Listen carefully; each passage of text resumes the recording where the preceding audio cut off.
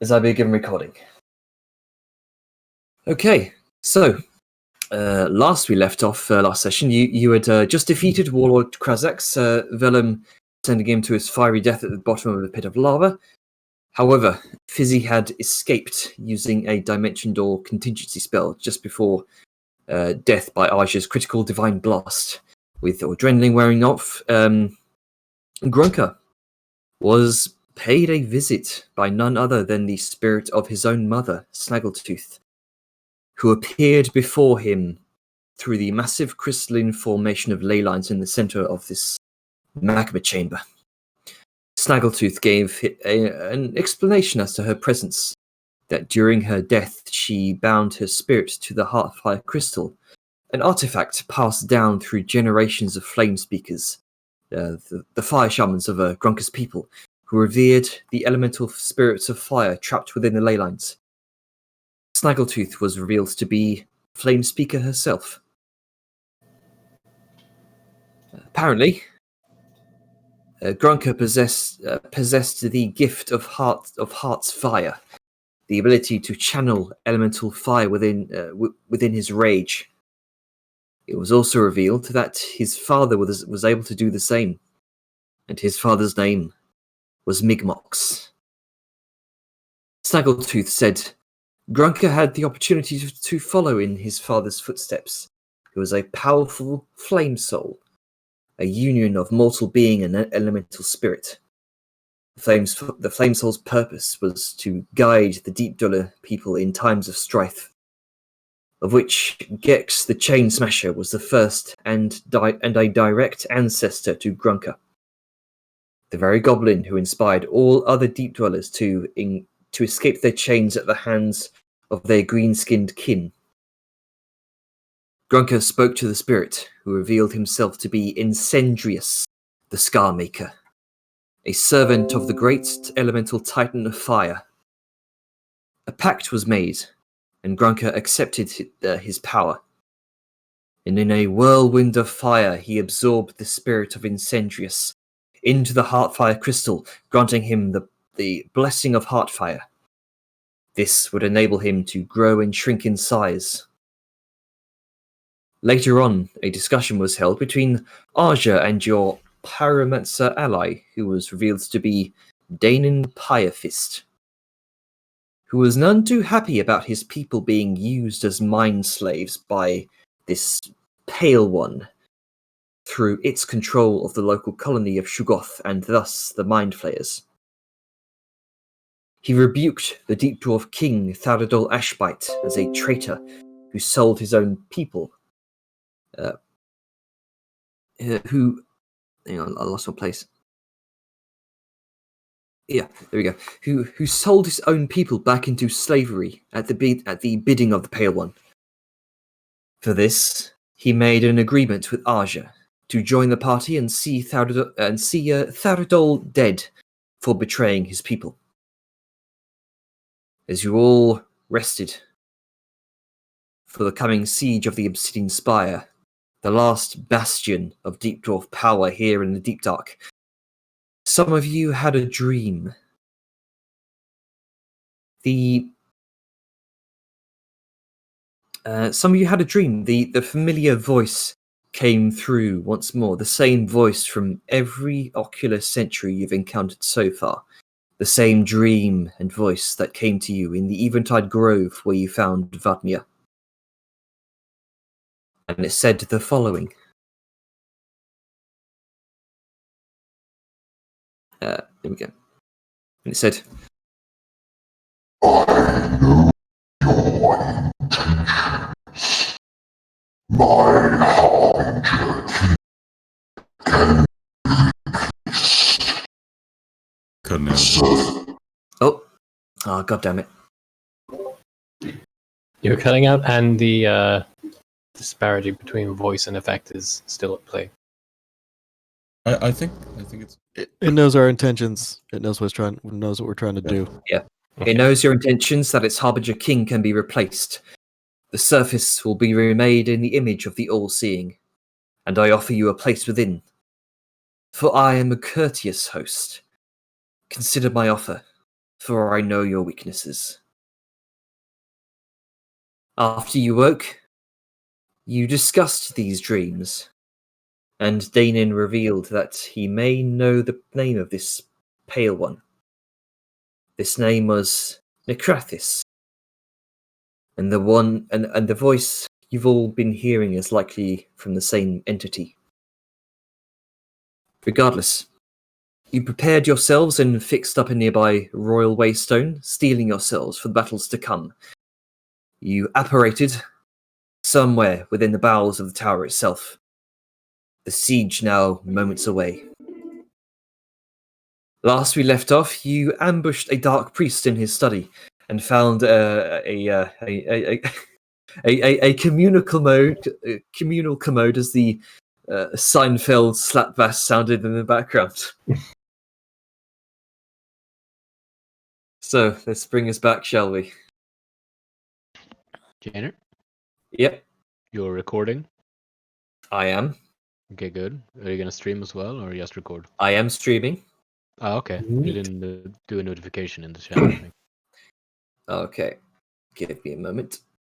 Oh, it's just a share. Uh-oh, stinky.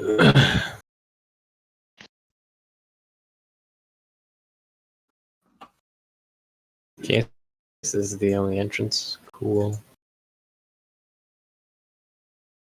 There we go. We're now recording. That's up. Okay. Hey, Janner. Yeah. Are you recording? Yes, I am recording.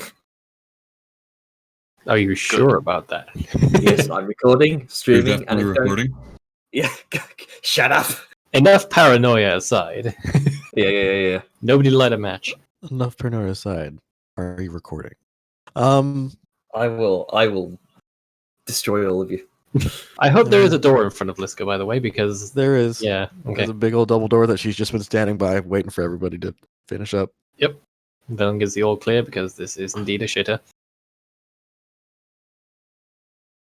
All right, Waiting for everybody else. everybody done in that room. Either room. I would think so. Unless everyone wants a last minute bathroom break. I mean, while we're here. Anybody? Anybody? No? Okay. I'm good.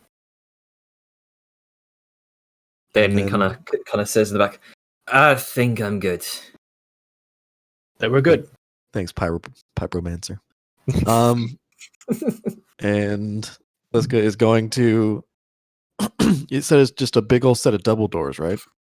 A large set of sort of iron, very sturdy iron double doors, about 10 feet by 10 feet. Looks kind of very much dwarven in make.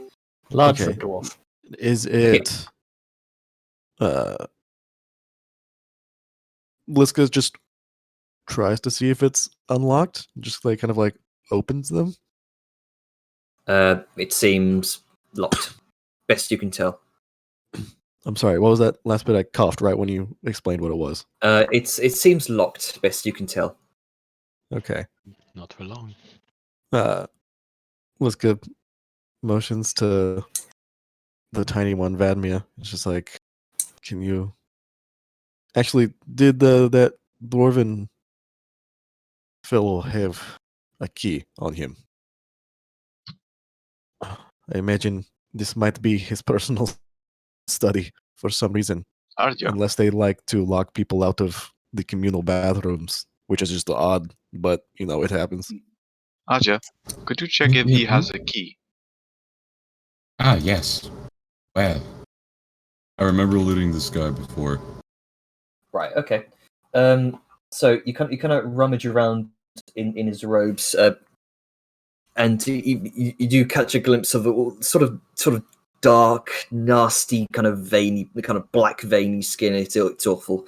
You do find a kind of dark iron key. Oh, perfect. Wonderful. Yes, he does. Now we can proceed onward with kind of uses his foot to scoot the body aside. Intent. I am all about the intent. Pardon me, excuse me, coming through. There we are.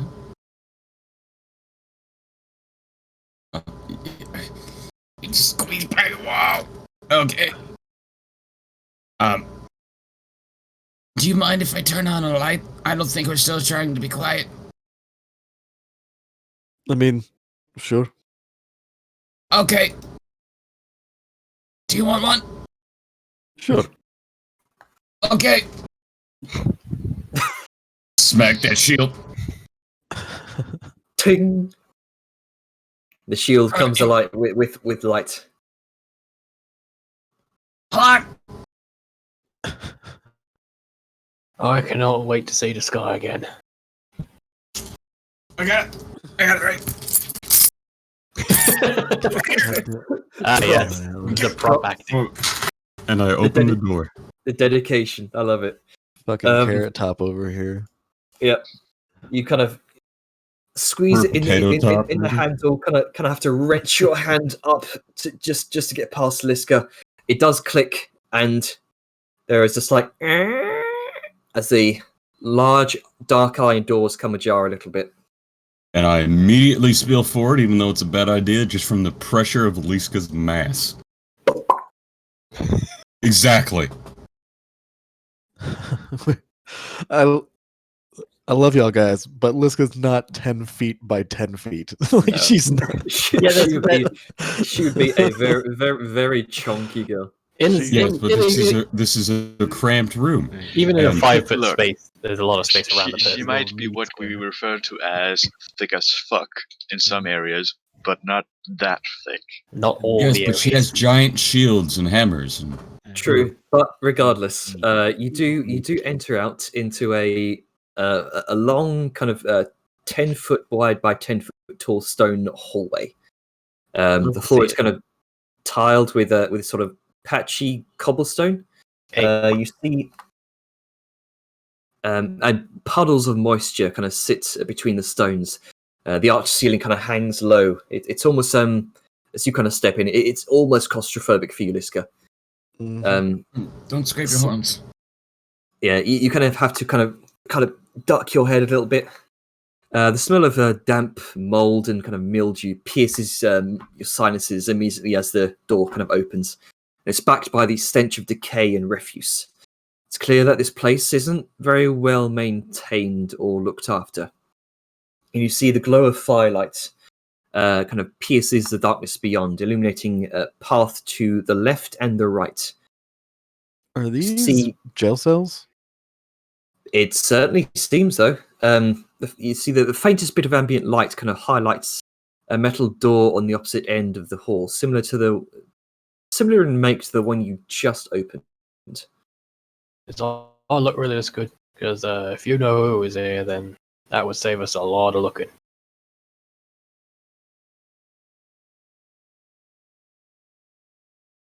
Who is that directed to? In general,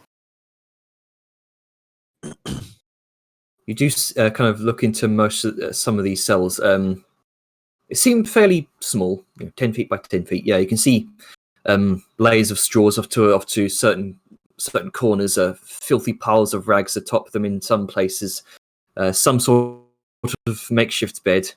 Most of them. You do kind of peer into Sayan. As you're kind of looking over your shoulder, you catch this. Let's see. You see. sorry. You see into one of these cells, particularly to your right, Sayan. You see a figure kind of sat slumped up against the back wall in chains. This one? Yes. He's with your dark vision, you'll be able to see this. He's frightfully pale and thin, and his brown hair and beard are a mess, and his rags are filthy. He does not appear to be moving.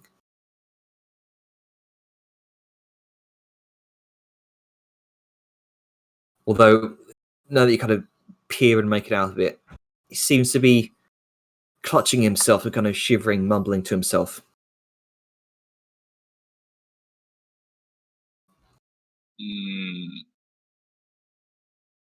I sort of nudge Aja with the butt of my gun.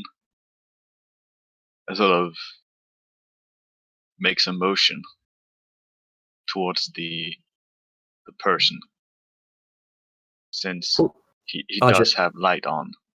Yeah, Aja, you come next to this cell. You also see a figure within.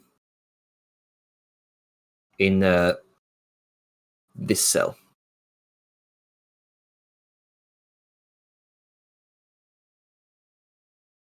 So there's a figure in this cell, and a figure in this cell.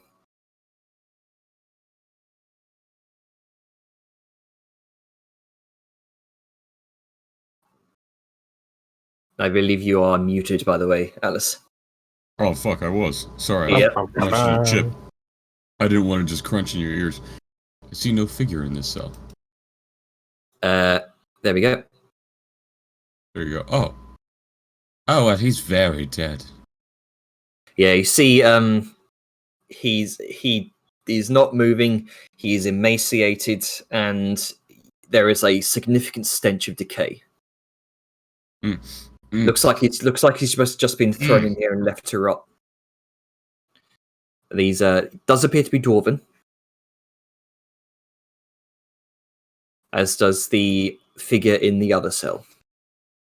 That's not meant to be literal. Okay. From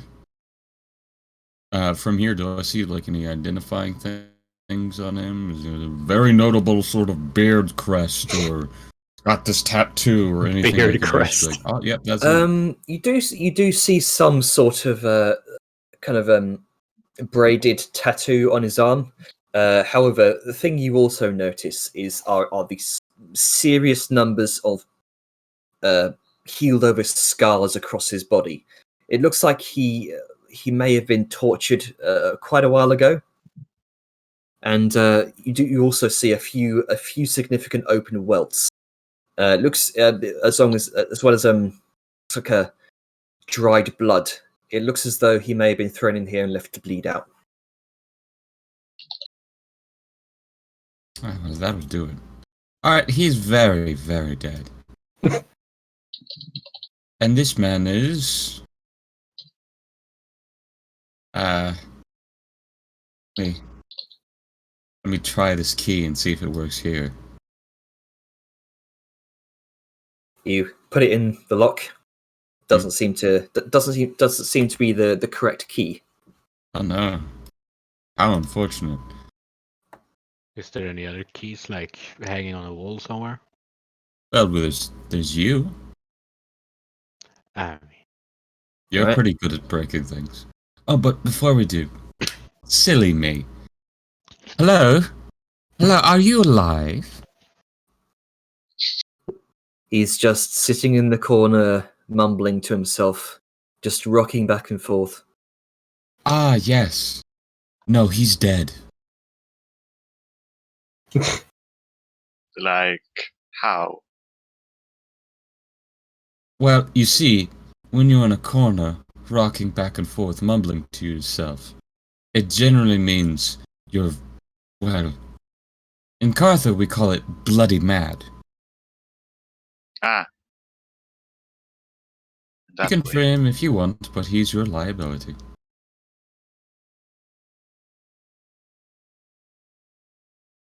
Hmm.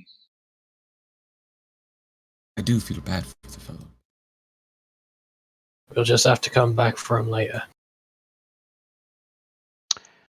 hey, Jane. Mm-hmm. What kind of is he just wearing like rags or anything? He appears to be wearing stained, kind of bloody rags. You can see. Where'd you? Oh, there you are. You can also see significant scarring across his body.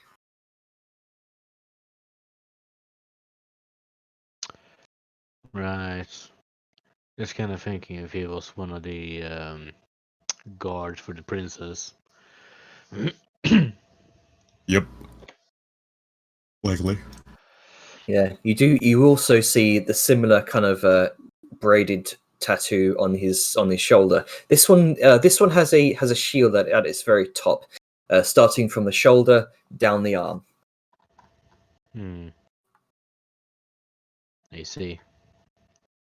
Well, should probably. Is there a door here, Jenner, or is that accurate on the map? It is a large iron door similar to the one that you entered through.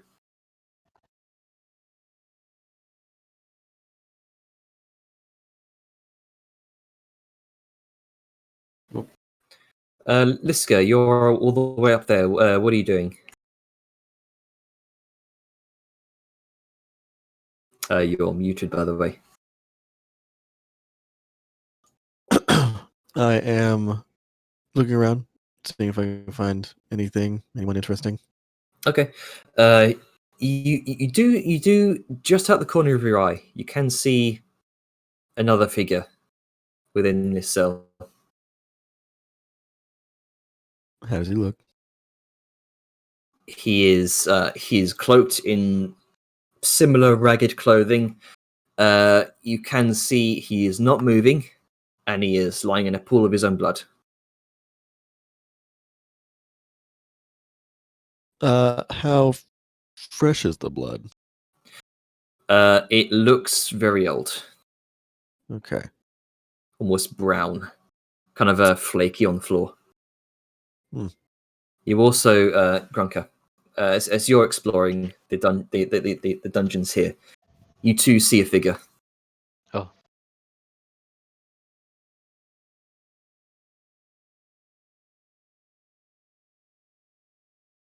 I see. You gather at this point quite a number of dwarven individuals may have been captured from Dune Hollow and dragged here and left to be imprisoned.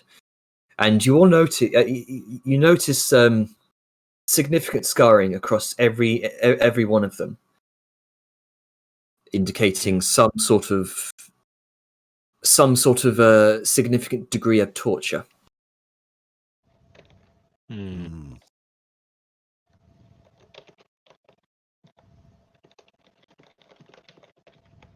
Well, This none of dude them looks seem. dead, I assume. Yeah, none of them You- seem alive per se. Beyond the one that was mumbling to himself, you do let's see, Vellum, you would notice this as you kind of pass one of the cells. You hear mumbling. A mumbling female voice. Okay, I look at the mumble lady. You hear, as you come closer, you hear the faint jangling of chains, and within you see the dark outline of a robed dwarven woman on her knees, kind of shackled hands clasped together, and she's murmuring to herself. That She's there wearing looks like Rain. She's wearing green, sort of tattered, stained emerald green robes. This was so long ago, I do need a bit of a refresher. Were we given a description of the people we're looking for?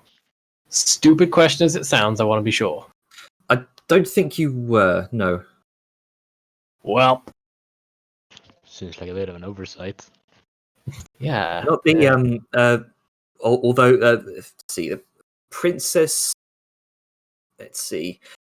You did see a few depictions of the princess in the Duneheart district, if I recall. Ah, that's good. Does she match any of these? She has kind of a brown, kind of brunette hair that kind of it's tied in a few kind of bangled braids across her front of her torso. Best you can recall, the princess had a large mane of red hair. Okay. Aja, over here. Oh. Alright. You've been about all them religious law back up in Dunola, right? Well, yes. She strike you as of that sort? Bearing in mind we are Let me down here see. looking for 2 people. As you kind of peer between the bars, Archer, the emerald green robes seem to indicate some sort of a ceremonial robe, kind of tattered and now stained. Clearly, some sort of Dwarven priestess. She looks young, probably some sort of faithful acolyte of Dune in training. And it's at that point she kind of notices the both of you kind of walk by, and she kind of scoots back scoots to the back of the cell. It's alright. I see you awake.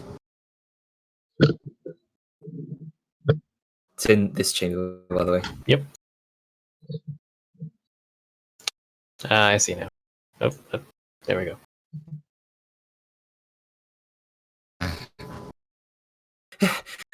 Who are you? Well, that answer can change a bit depending on who are you. And do you have a minute to talk about Angelicism? Really, Archer? I'm joking. I'm joking. I know you have a minute. We are envoys sent from the king and more to Which king? your king to get his daughter. And you. The non-Ashbite one. Oh, praise down above. My name's Tara Bright Anvil. I was taken down here a week ago. It's hard to tell down here.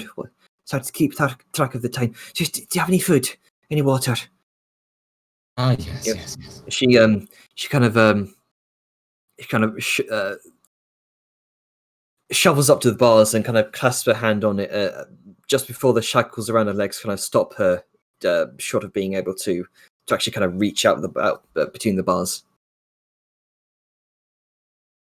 I don't know if a ration pack could pass through. Gronka, What?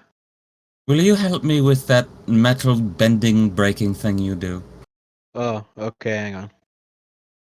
Val's gonna scoot out of the way because need that He swinging just room. phased through.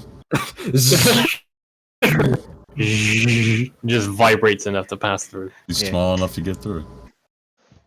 I doubt it. It's like these bars are made for dwarves, not goblins. Everything but his head. Yeah. Everything's So made for you get his goblins. head inside, you can do anything. Let's see. How does it look? Does it look like super sturdy? Is there any like weak points? Looks like they kind of thick, dark iron bars. You can attempt a athletics check if you like to kind of try to break them or bend them. Is there any like? Does the bars? Because I assume there's a door, right? Yes, there is a door. And is it just a door, or is it a door and then like a frame around it? That's also. It's a dark iron door with a frame around it, and then there's bars radiating from it. Right. I was kind of thinking if I could. At the bottom of the door, is it a bar that goes along the door, or is it just the bars that goes down? There's a bar that goes along the bottom of the door. It's a framed door. Right. Well, the easy way out of there. Okay. Try to Pirates of the Caribbean it. You just need some leverage. Yeah, I just kind of see if I could just bend up 2 bars and easy peasy, but no. Well, Yeah, looks like these dungeons are well crafted because dwarves are good at forging, but it looks like they're made to hold people for a long time.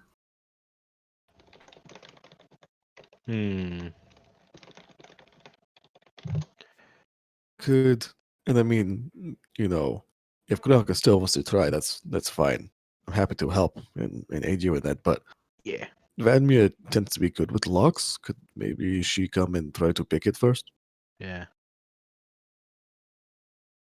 You hear you hear a whisper from down the hallway. Is it safe?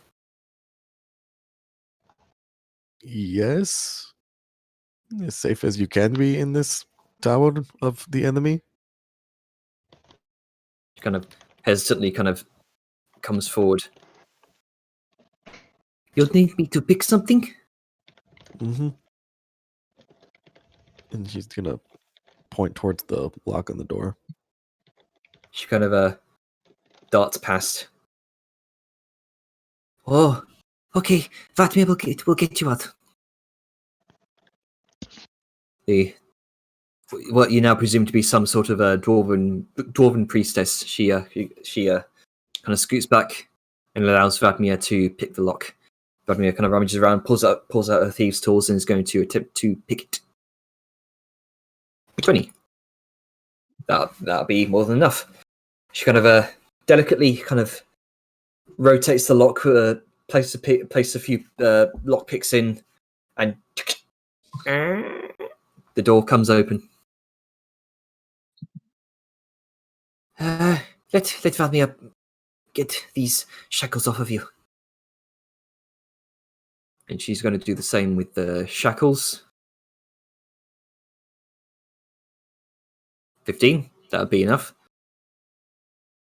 She gets rid of the shackles, and Tara, she kind of wrings her wrist for a moment. So good to get those things off me. Thank you. Vadmir goes, "You're welcome." And she kind of bounds off. Tara, being as to gingerly make her way out. You can see she's struggling to walk. She seems exhausted and not very healthy right now. She's just chowing down on the rations you gave her, just scarfing it down as quickly as she can. Thank you.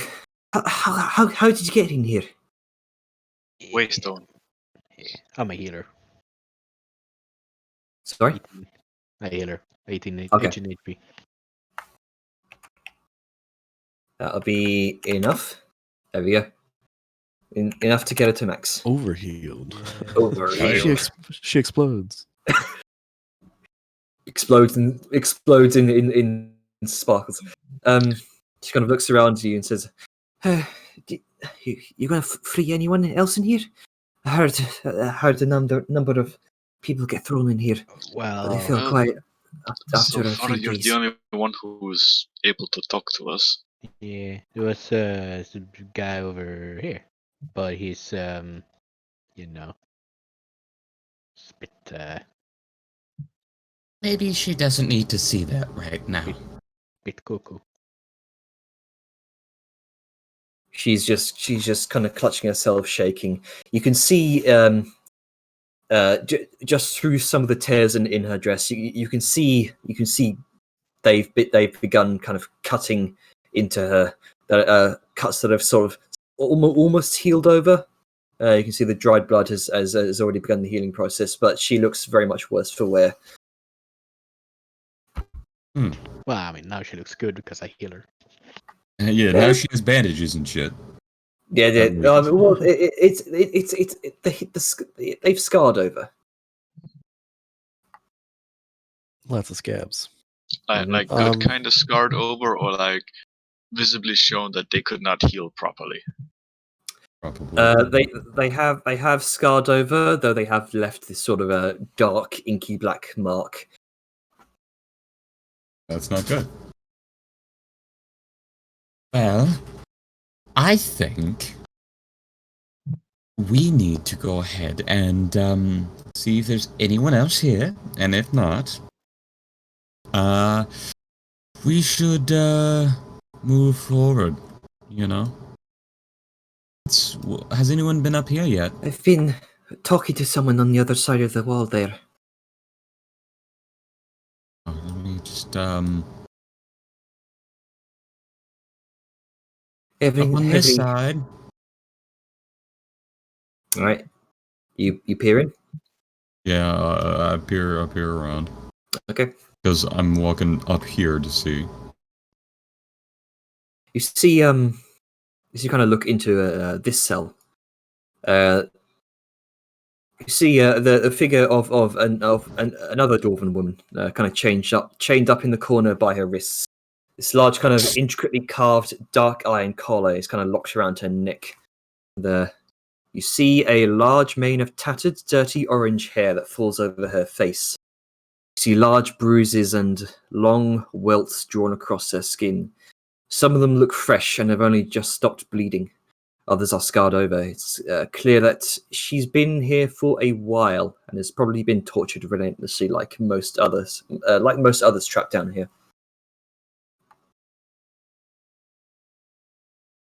Think she's alive? Well, there's a way to find out. Can you open it? I can try. Right, well, if you have the skill, go for it.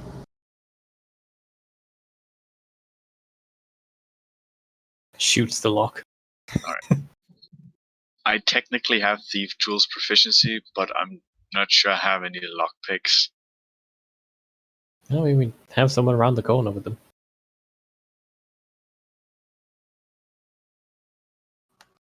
So, what are you doing? Lockpicking? Yeah, I guess so. I don't have a Thieves Tools set on me, but I have the proficiency. You do need the tools, though. Okay, so Can I quickly makeshift a pair using a mix of Tinker's and Smith tools to then use to lockpick? I'll allow it. Sure. Go ahead Worst and make case a think. scenario, I can shoot off the lock. Yeah. Although, may alert pretty much everyone down here, you gather. Because very loud. So, just be warned. Mm.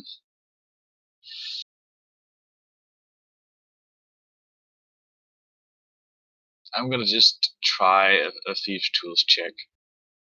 Okay then.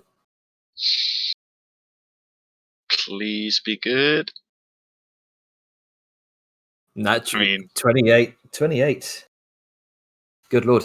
So no effort at all. You've seen you essentially tried to copy what Vabia did with the first gate, and you effortlessly replicate it with your keen mind. You've examined a number of blueprints using your photographic mind, and you easily copy what Vabia did, and the door seamlessly comes open. Nary a sound. There we go. Do you want to talk to her, or I've been talking to the last ones, if anyone else wants to get in there. well, I mean, why not the person she's been talking to this entire time? Hey, that's a good idea. Hey, Oh, I forgot how I've- far away I was. no, your voice carries in the silent corridors. It echoes easily, just as the prisoner's been using to communicate. So, that's a good idea. Crazy lady. Well, not crazy, I suppose. Lady who I've forgotten your name of. Come say hello to your friend. My name's Tara. Tara, yeah, alright. Ta-da. Ta-da! She kind of gingerly comes over and enters. We've come to get you out. There's a weak murmur from the dwarven woman. As she kind of lifts her head, you can see through the hair, just bloodied and bruised, one large swollen black eye. There's a look of astonishment on Tara's face. You're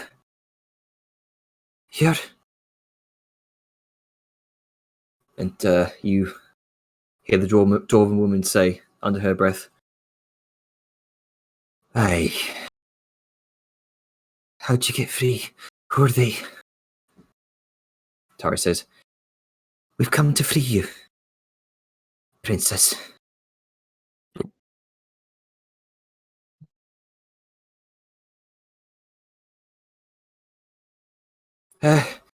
Does anyone have the means to get these shackles off? I might have, but based on what we've seen, I do think they might be magical in nature. First, let's get out of that cell. You see, so you're looking into this cell. She appears to be kind of chained up in the cell. Her arms kind of spread wide. Kind of the chains barely give her any movement. You can see the shackles on her feet are also kind of chained to either side of the wall. It seems as though they did very well to keep her bound within this cell.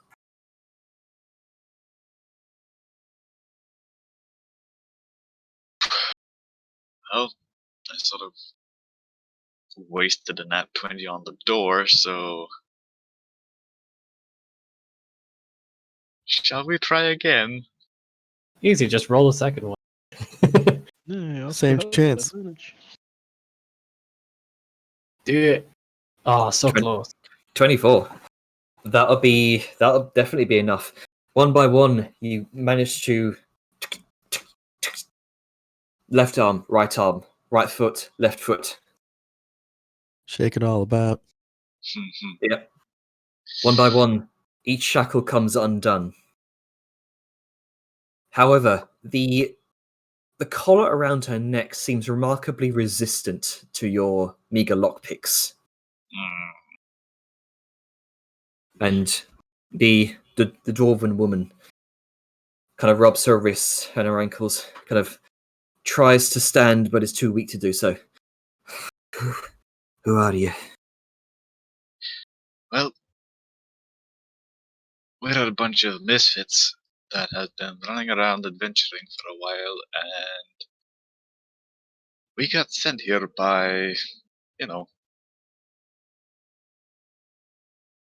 the king. Not Ashby, by the way. Good. Thank the light of Doom. I knew someone would eventually find us. And you watch as she says that, she kind of turns to Tara. How did you get down here? This tower's armed to the teeth. Well, first we worked around using waystones a bit, fighting off various encampments. Then we launched an all-out assault on this place using goblins. I heard the guards talking about some sort of coming siege. That'll be you, was it? That and a load of goblins, and South sort of turns to Azure. They were called arachnids? Yes, the Arachne. Basically, we found some intelligent spider people, tricked them into doing a siege with us, and made a deal. It depends how you look at it. I've also found out that a lot of the dwarves here, your Deep Door brothers, are actually under hypnosis and aren't completely evil. So we're going to be breaking out as many of them as we can to break free of their spell, to stop them and overthrow and kill the corrupt king, so this invasion can finally stop and your people can be at peace. Congratulations on fixing your problem. Good. I've heard a lot about all of this from the guards. And I've learned a lot in here just by listening. See, when you're deprived of most senses, you learn to listen closely. And I've overheard a lot from the guards just talking amongst themselves. And from this, I've learned a lot about what's going on in these caverns. For one, I know that their new king and supposed descendant of this cannibal king, this the Nogdurashbite. Thardal. I presume you've heard of him since you speak of him. He has plans for me. And I'm glad that my father was the one to send you lot down here.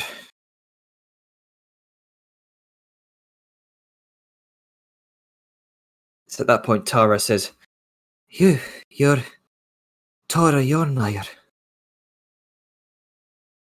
The That'd dumb be woman. her. What? Mission halfway complete. We found her.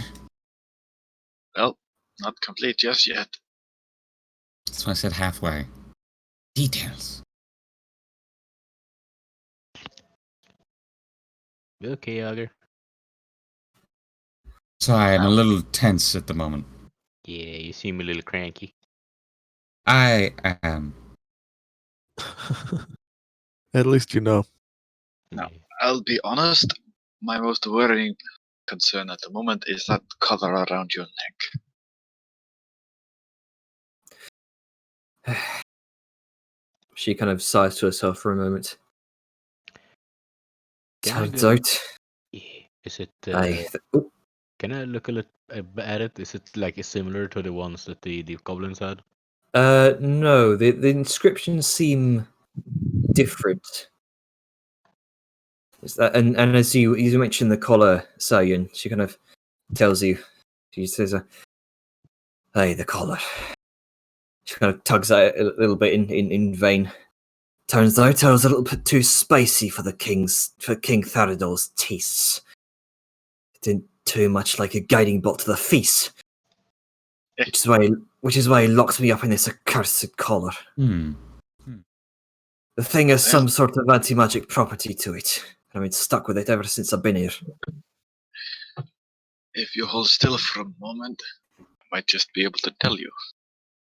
And I cast Identify using a spell slot. Okay. So, best you can tell, this collar does indeed have some sort of anti-magic properties to it. That anyone who wears it would essentially have. It functions similar to the collars that are being used for the deep dwellers, except a different effect.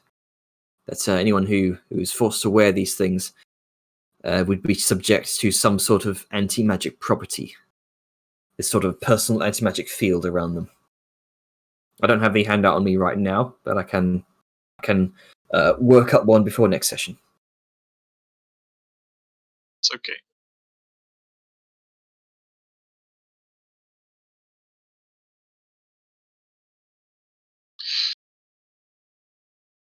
Well, the color does suppress your magic, so that's confirmed. I'm unsure how to take it off.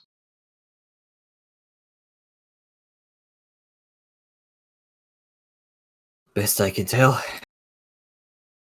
Probably need someone skilled in magic to disable its properties. Or at least some sort of specified key. Well, we have lockpick. a key. If you have a key, no sense in not trying. I have a Okay. suspicion it won't Let's work. get you out of this cell first, okay? I mean, it might. Yeah, Grunka tries Alright, fair enough. the key that worked on the deep doors. Yeah. The deep doors. Bring out the key. Kind of, she kind of pulls back the enormous sort of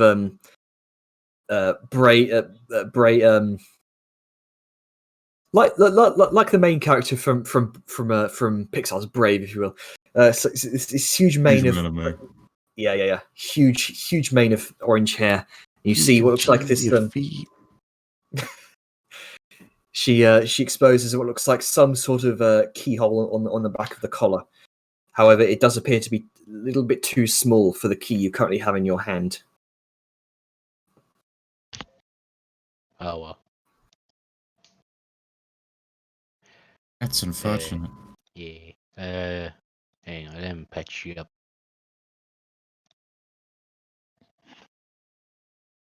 So how much is that? 14. All right. Some of her wounds do seal up, though not quite all the way. But she kind of breathes and says, "Thank you." It's okay. Dana, Hey, come here. it kind of shuffles over towards you. Just walk up. Like, okay. She's one of the, and then in air quotes, good ones. And then Tora immediately looks confused at you, Liska, through the bars as she's kind of trying to heft her up. She looks incredibly weak, sort of pallid skin, kind of sunken in cheeks. okay, Liska's going to look at Dana's like, can you do something about that collar? Immediately, as she kind of comes out, kind of hobbles out of the cell, her eyes immediately go wide at Danian's presence. Hand goes to the shoulder. Remember what I said about the mind control? Talk to a good one. And We're remember gonna what help I us get rid of the king? what I just literally said. One of the Yeah. good ones. Yes. I say, I'm trying to back you up here. Oh yes, you are correct. She Princess, let's Tor- let him Tor- try to help. Tora freezes up as he approaches past you, Liska. And she kind of flinches, flinches at her hands go into fists. Right as Daniel approaches. Turns to you, Archer. Are you to tell me that you've allied yourselves with one of these traitors to the Silver Crown? I mean to tell you that your traitors to the Silver Crown have absolutely no intent to do what they do, have agreed to leave your lands and come to our mountains, so there's no contest, and that they're being mind controlled. Do his eyes grow the sickly purple of those who dug their knives into your skin? They do not. But And regardless, then is your answer. even before then, his people's king was a murderous tyrant. Will you And hate all them of his- forever, or will you give a chance to move forward? If you want, you can be left in this cell because you won't cooperate, or in this dungeon, this tower, whatever. You don't have to come with us. We can fail our mission. I'm fine with that. Make a... Ooh, this would either be an intimidation or a persuasion check. I'll go persuasion with the final add of, you're going to be queen. It's your choice how you wish to handle your future problems. And I'll do a persuasion. A 14. 15. No bless on that one. Guidance, excuse me, so 14. Her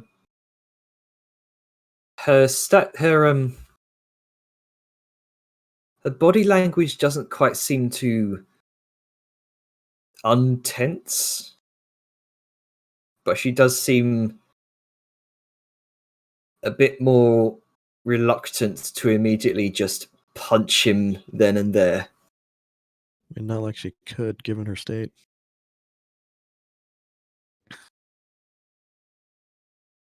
So with that done, Liska's gonna look at Dana's like, so, can you do anything about the collar? As long as I'm not getting punched in the face by some madwoman, I can.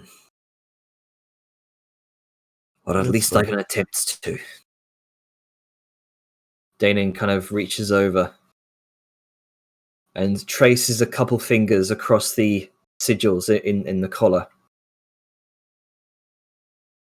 See, there's a trick to these. These were crafted by my own clan. And with that, he's going to...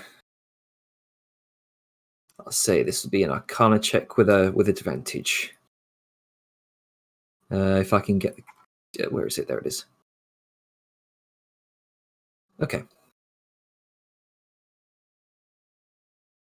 Arcana. There we go. 13. Let's see. Roll again with advantage. 15. Okay, that'll be just on the cusp. There's a moment, a very long, tense moment. It seems to last more than it should. Just Tora's fists curling into, kind of tightening as Danon finishes tracing a couple sigils across the collar, and you watch as each of the runic symbols light up as it, in a trail along his finger, and eventually the collar comes loose and clatters to the ground. Danon kind of picks it up. No, isn't that bitter? Tora kind of purses her lips for a moment and says, why are you helping us?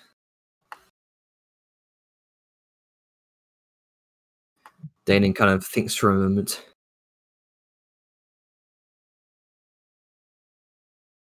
Says, do you hate Tharadal Ashbite as much as I do? Tora nods slowly. She says, where is it? I lost my place in my fucking notes again.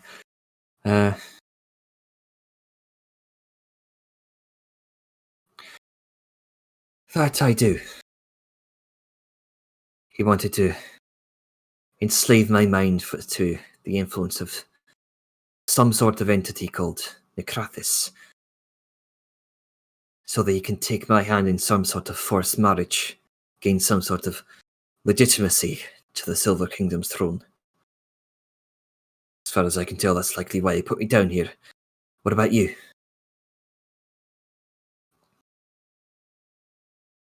Danon says,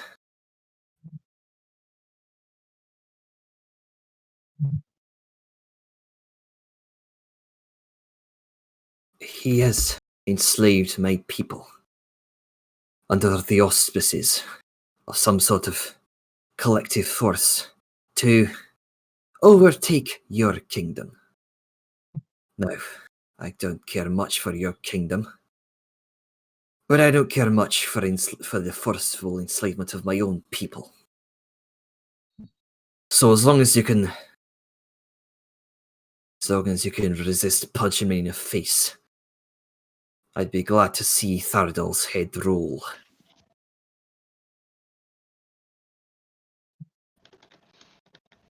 There's another tense, long moment of silence.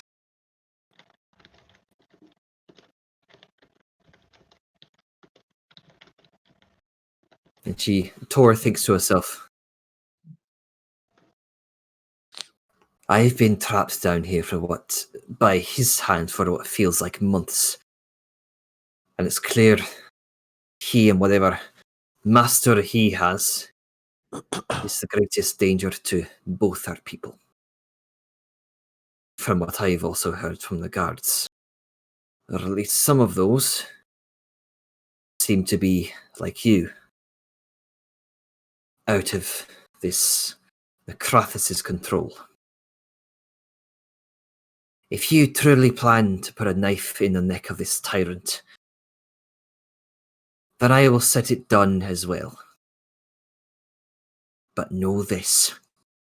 Tora comes closer to Danon.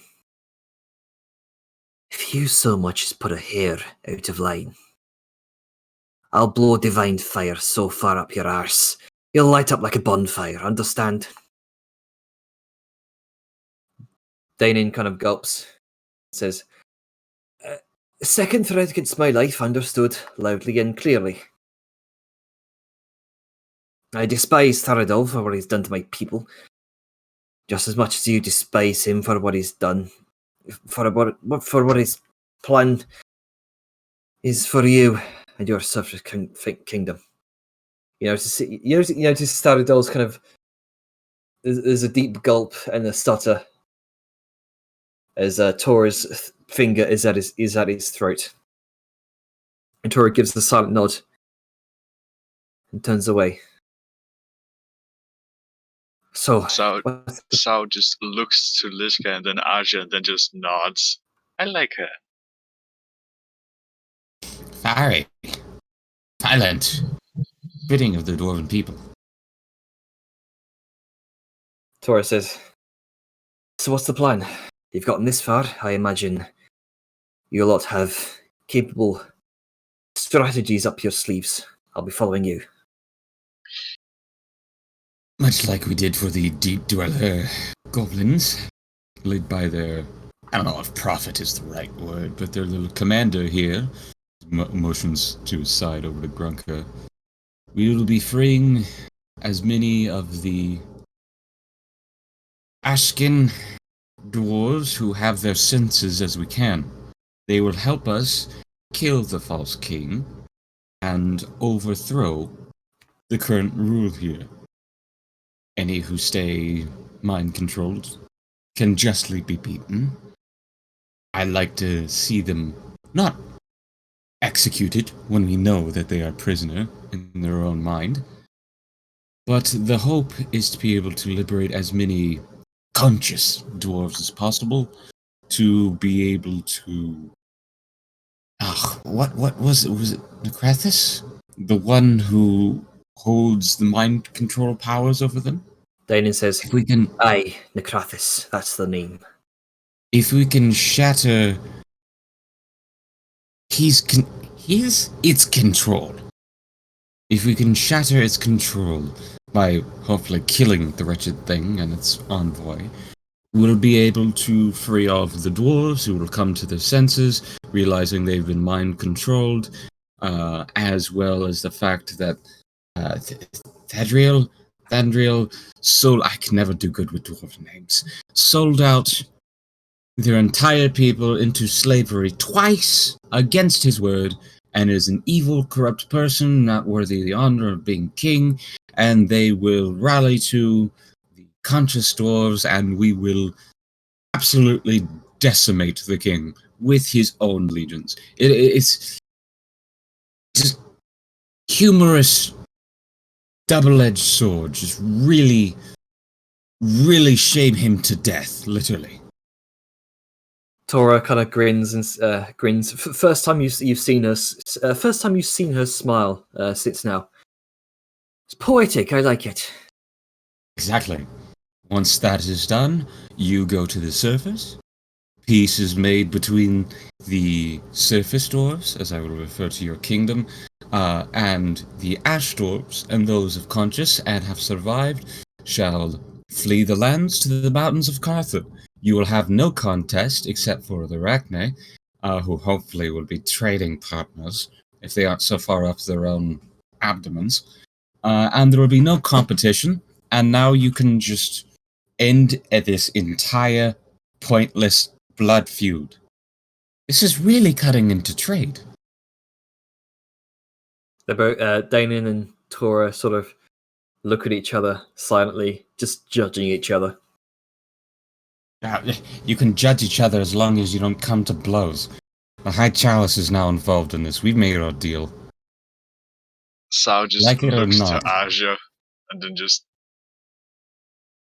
Look, I may be an orc, and I may only have known very few dwarves on a personal level, but I will tell you one thing.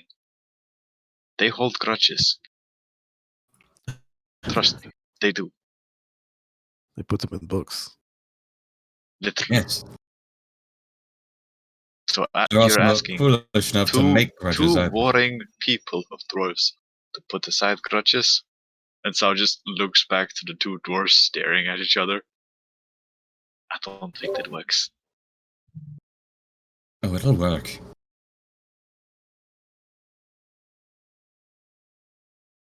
All you have to do is put aside your grudges long enough for you to survive and get home to what's left of your family, and for you to survive and take what's left of your family and get the hell out of here. Unless you want to be a slave and you want to be a prisoner, you have to work together. That's your choice.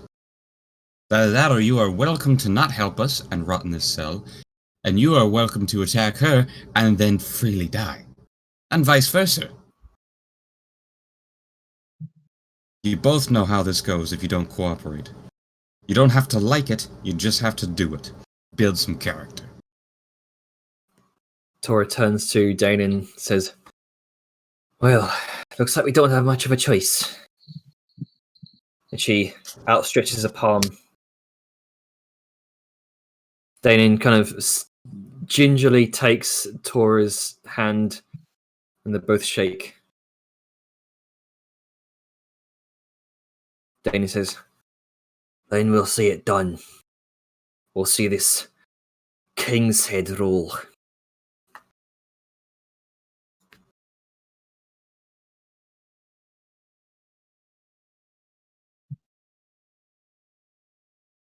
Danon and Tora turn to you, Aja, and then to Liska. "Well, lead on," Danon says. You're the tactical commander here with battle experience. I will follow behind your shield, Liska. Well, in this case, I would actually have to defer to Danon simply because he's been here before. Do you know the direction that we need to go up?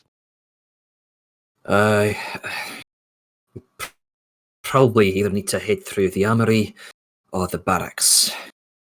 Barracks are to the south here. Armory's to the north. And at the mention of armory, Tora says, "Before we leave here, I must mention that before I was thrown in my cell, the guards took my armor and weapons from me. It was a very personal possession of mine that I hold dear to my heart. An item that I'd be lost without. Something that my mother gave to me as a child. A set of prayer beads that have been passed down her side of the family through generations. I don't know where they're keeping them. I suspect maybe in the armory, maybe elsewhere, but I suspect that they're probably with the rest of my equipment down here somewhere." And then her eyes kind of go wide for a moment, and this sudden realization. Ilara came down here only recently. I heard mentioned by the Dark Priests that they were attempting to break her will too. We need to find her. Alright. Oh, speaking of broken will, maybe you can jar this man back into his senses. There's a man down here next to a very scarred, tattooed, sort of braided pattern man. Unfortunately, he didn't make it. And he's just rocking in the corner, maybe seeing his queen-to-be could, bring him to his senses. If not, we really can only do so much. If you want to put him out of his misery or leave him to rot, it's up to you. I can certainly attempt to. Where was he? Oh, just down here, and around the corner to the right. You'll see him right there. He's the one in the mumbling cell. Yeah, she kind of squeezes past in the direction you pointed.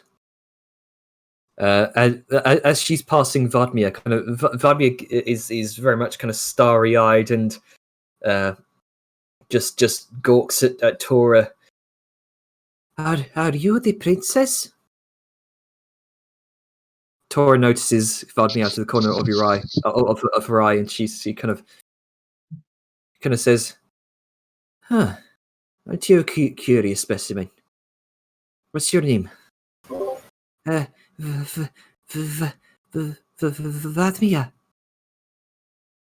Vatmia. I'm Tora. Princess Tora? Just Tora for now. She kind of holds out her hand and they both shake. And Vatmia is just grinning ear to ear. You are very pretty. Thanks. And Tora just kind of ruffles her hair as she walks past. Well, she's tended to that. I recommend we clear out the armory, at least so these newly freed peoples can have a fighting chance. What do you say? Agree. Tora kind of peeks around the corner. Does anyone have any keys or means to get in the cell? Barbie immediately shoots her hand up and says, I do! She kind of bounds off after Tora. Maybe we should leave this task to Sao Yun. She's a little... I just want to say... more practiced with these skills. Yes? Barbie is already gone. Go show off for the kid.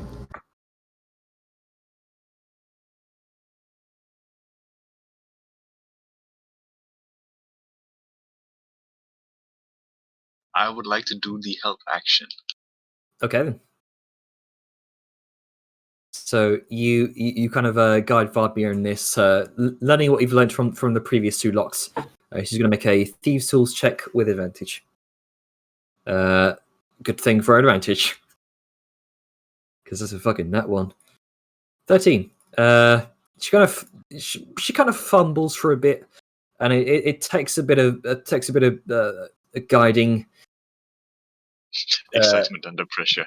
Yeah, she's kind of nervously, kind of shaking, just standing next to this legendary princess she's heard so much about, just starry-eyed, and you have to kind of turn her head to focus on the lock instead of Tora. But eventually, the door is opened. Vavni kind of stands back and just watches Tora as she kind of goes in to the cell.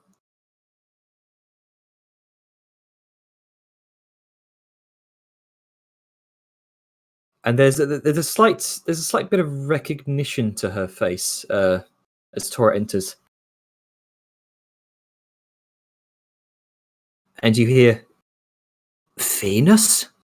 Is that you?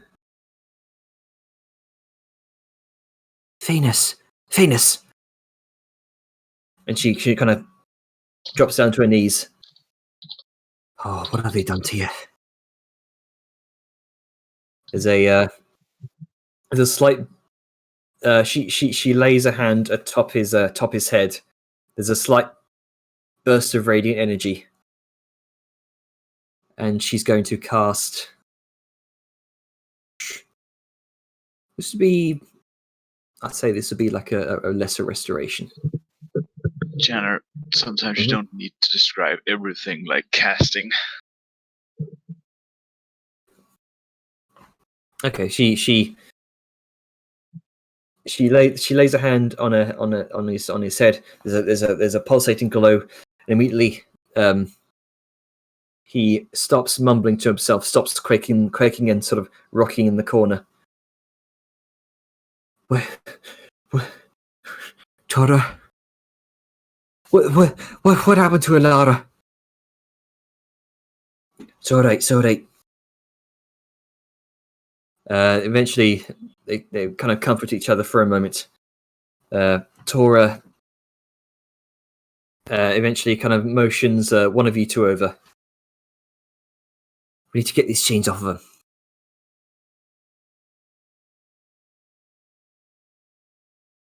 Well, let's get this done with. And I'm just gonna do the check from here because moving tokens in and out is a hassle. Yeah. Yeet. So Vladimir's going to help you with that as well. I think a 19 does it anyway. 19 would successfully get the chains off. You watch Tora gradually kind of helps this dwarf up off his feet. Helps him get off. God damn it. We need to get him some food. Sao will take out a ration. I'm sorry. Right. Yeah, So sure. Ration. So you give him some food. Tora has some that's left over. She also looks kind of a little bit sunken in the cheeks, a little bit kind of slightly withered from malnourishment. However, as this is going on, let's go over to the rest of you guys. What are you guys doing? Said the armory was north, right? Apparently, yes. Which Somewhere one was to the the armory? north. To the north? Somewhere to the north. Does that mean like could be down either of these hallways or like north? Oh, north? sorry. I'll clarify. She pointed over. So Danon pointed over this direction. Okay, so we are in the right direction. Ascending up what looks like a series of steps up to another large 10-foot by 10-foot dark iron set of double doors. So it's worth going to check if it's at least locked. The priestess kind of squeezes past to check up on the rest of Tora and the newly cured other dwarf. Well, they can do their own thing. We're going to go secure the weapons. All right then. Assuming I'm not the only one that's going. Because I don't want to just saunter up the stairs without a buddy system. Well, is there any sounds or whatnot coming from the other side of the armory? Let's see. Vellum, go ahead and make an active perception check. Ah, 12. Well, not a strong 12. start, but start nonetheless. You hear what sounds like the rustling of metal, a few individuals speaking. You're not sure how many. But more than one, I can guarantee, yes? Most likely more than one. I'm going to give a sort of... Assumedly, I'm being followed by Audra and Liska, yes? Or is it just me by myself? This was more directed at David. Yeah. I'm with the prisoners at the moment. And Liska's keeping an eye basically on the princess. She's not making any movement towards anything for now because she was sent down here on a mission, and the princess is the mission. She is stopping indeed the mission. war happened to be something that came up. Yep. Okay, so Liska, you're down by the princess, yeah? Right now she's kind of where she is right now, keeping an eye on multiple directions. In the vicinity. Okay. Yeah. Well, with that knowledge in hand, Vellum's going to slip on back down. Obviously, Liska's right there. Mm-hmm. I'm hearing sounds. Some metal moving, some people talking in the armory. Like I said, might be guarded, might be some people stopping in for supplies, who knows. But if they come down here or hear anything going on, might be worth being ready. And then he's going to move past it to check on everyone else. And also Okay. make sure this door is, there's nobody coming from this door in a sneaky deaky. You're gonna make is that perception check same as the other door, or you just guarding I'm by? like sticking my ear to it and I'm gonna listen, in Okay. case there's anything on the other side. Go ahead and make 11. You can hear what sounds like the tinking of fine metal, not the way a blacksmithing does, but the way fine instruments maybe kind of clanked, kind of tinked together.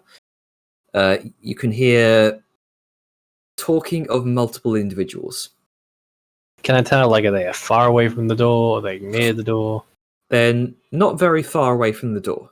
Not Hmm. not not immediately on the other side, but not far.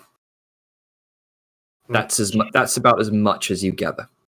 You don't know how many there are. You don't know the language being spoken. Well, with that, I'm gonna scoot on back over, basically through the earring, fill everyone in, just to help with the quietness, because there are two sides now where there are supposedly individuals. I know we knew the character that way, but better to say than sorry. Yeah, you do see well, with your dark vision, and there was like looks like some sort of bloody smear at your feet. Yeah. Step to the side.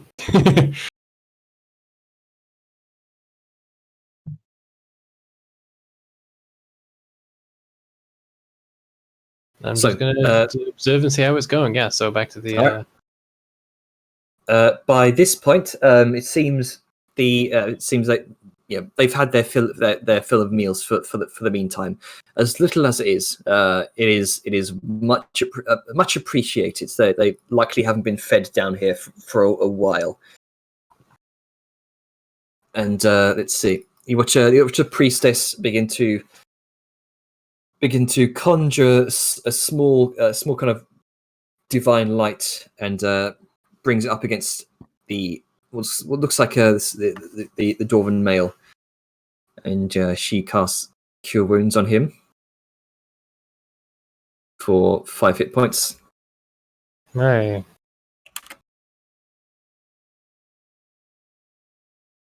Quick And question, Jenner. Yep. Sorry to interrupt. How much time has passed since we arrived at the cells? Just so I have a proper scope of time.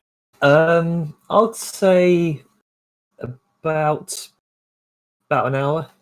Oh Christ! Wow. Jesus. Okay. Sorry, no, wait, hang on. No. They'll about, let's see, 1, 2, about. I'll put it in the range of about 20 minutes. Okay. Carry on. So I was just realizing, real life time shouldn't apply here. I can tell how long we've actually been going on. Yeah.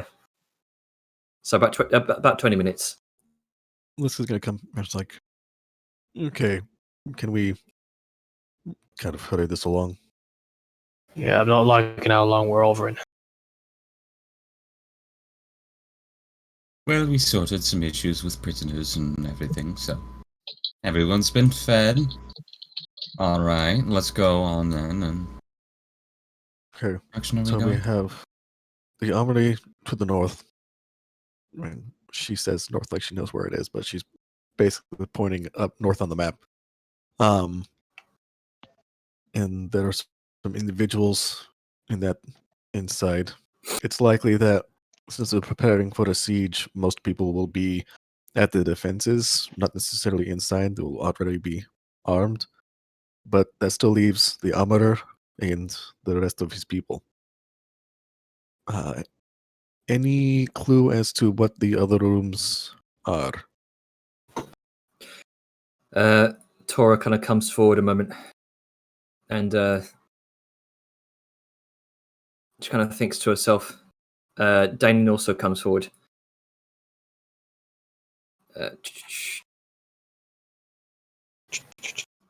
Tora says, "I've heard whispers of the dark priests from the cell.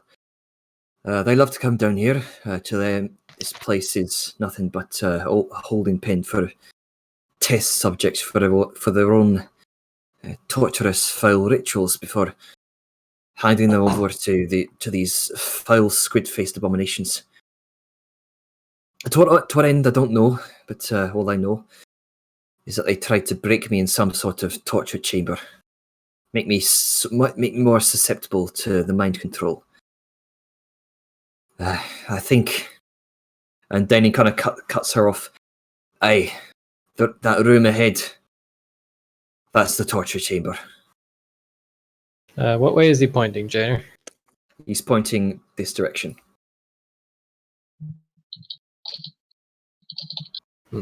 Might have been those noises I heard. Oh, was there someone inside? Yeah, a bit of ways from the door, but still enough to be heard.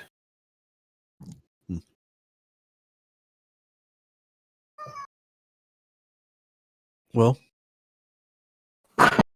Okay. we can definitely take care of them quickly if that's something that we wish to do. Just we do not have people at our back.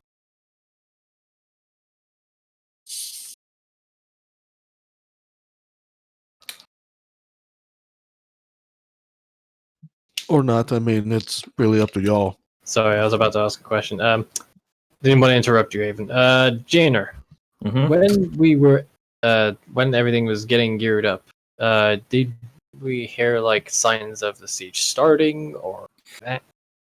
At this moment, as you kind of listen closely, you do begin to hear what sounds like many, many armored footfalls above you, and probably on the upper floors.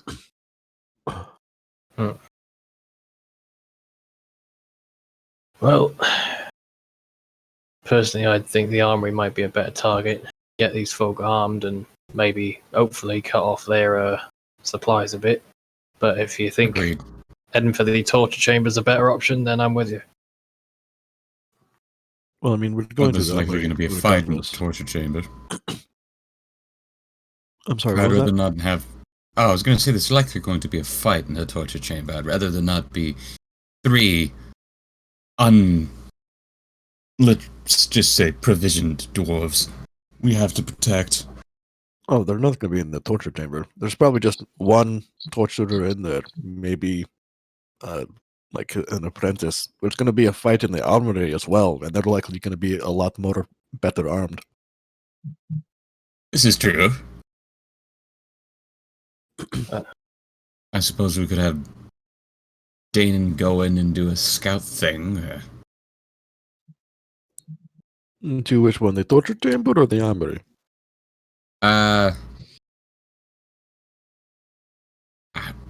Armory. We could. I mean, the last see it. it worked very well last time. It's just That's that. Danon needs to be a little bit more convincing. And you Look, give Danon like I'm a look. I'm not good at speaking with other people. You got that's. I'm not. I'm a bookish fellow, not the social type. Aren't you Yes. like, Well, aren't you like a priest? Can't you just be holy and shit? She like motions to Audrey.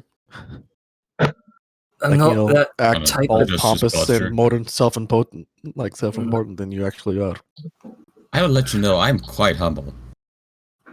Look, I'm not that type of priest, but I can give it a shot. What type of priest are you? Priest of the Flame. Did you not notice the robes? No, it's just we don't really know what that means. It's a cultural thing. God, you wouldn't understand. Hyperomancer. Priest of the Alright. hyperomancy. Look, which way are we going? Are we just going to stand here with our thumbs up our arses, or what? I say we Right. move on the armory. Like I just said, Alright. able bodies as they are, they're not armed. So better we get them equipped as soon as possible. So if anything does happen, we're not They- playing a. No, the They armored are- people are likely armed. Yeah, that it's a Alright, what armory. violence? The place Tora- that Tor- they arm is the Tora armory. also says, we need to find Ilara as well. She's down here somewhere. She's probably in the torture chamber right now. Jenner, did I hear any sounds of screaming or the usual torture sounds? You didn't hear any screaming, no. Well, if they are, they haven't started yet. Didn't hear any screaming or yelling or nothing. And there's a lot of blood just sitting over there in the door. Is that fresh or not fresh? Oh, Janner. Best you can tell, it seems relatively fresh. Well, this is fresh blood. And again, I think given the circumstances, it's best to just, given that it is a torture chamber, just to make sure. And again, not have anybody at our backs. And they're not going to be armed aside from just some random torture implements. Right. You make your point. Aja, come on back. We're hitting the all torture right. real first. Okay. All Hi, right. Remy. This door Hmm. is what is it? It looks it kind of large dark iron door, very similar to the one that you entered into.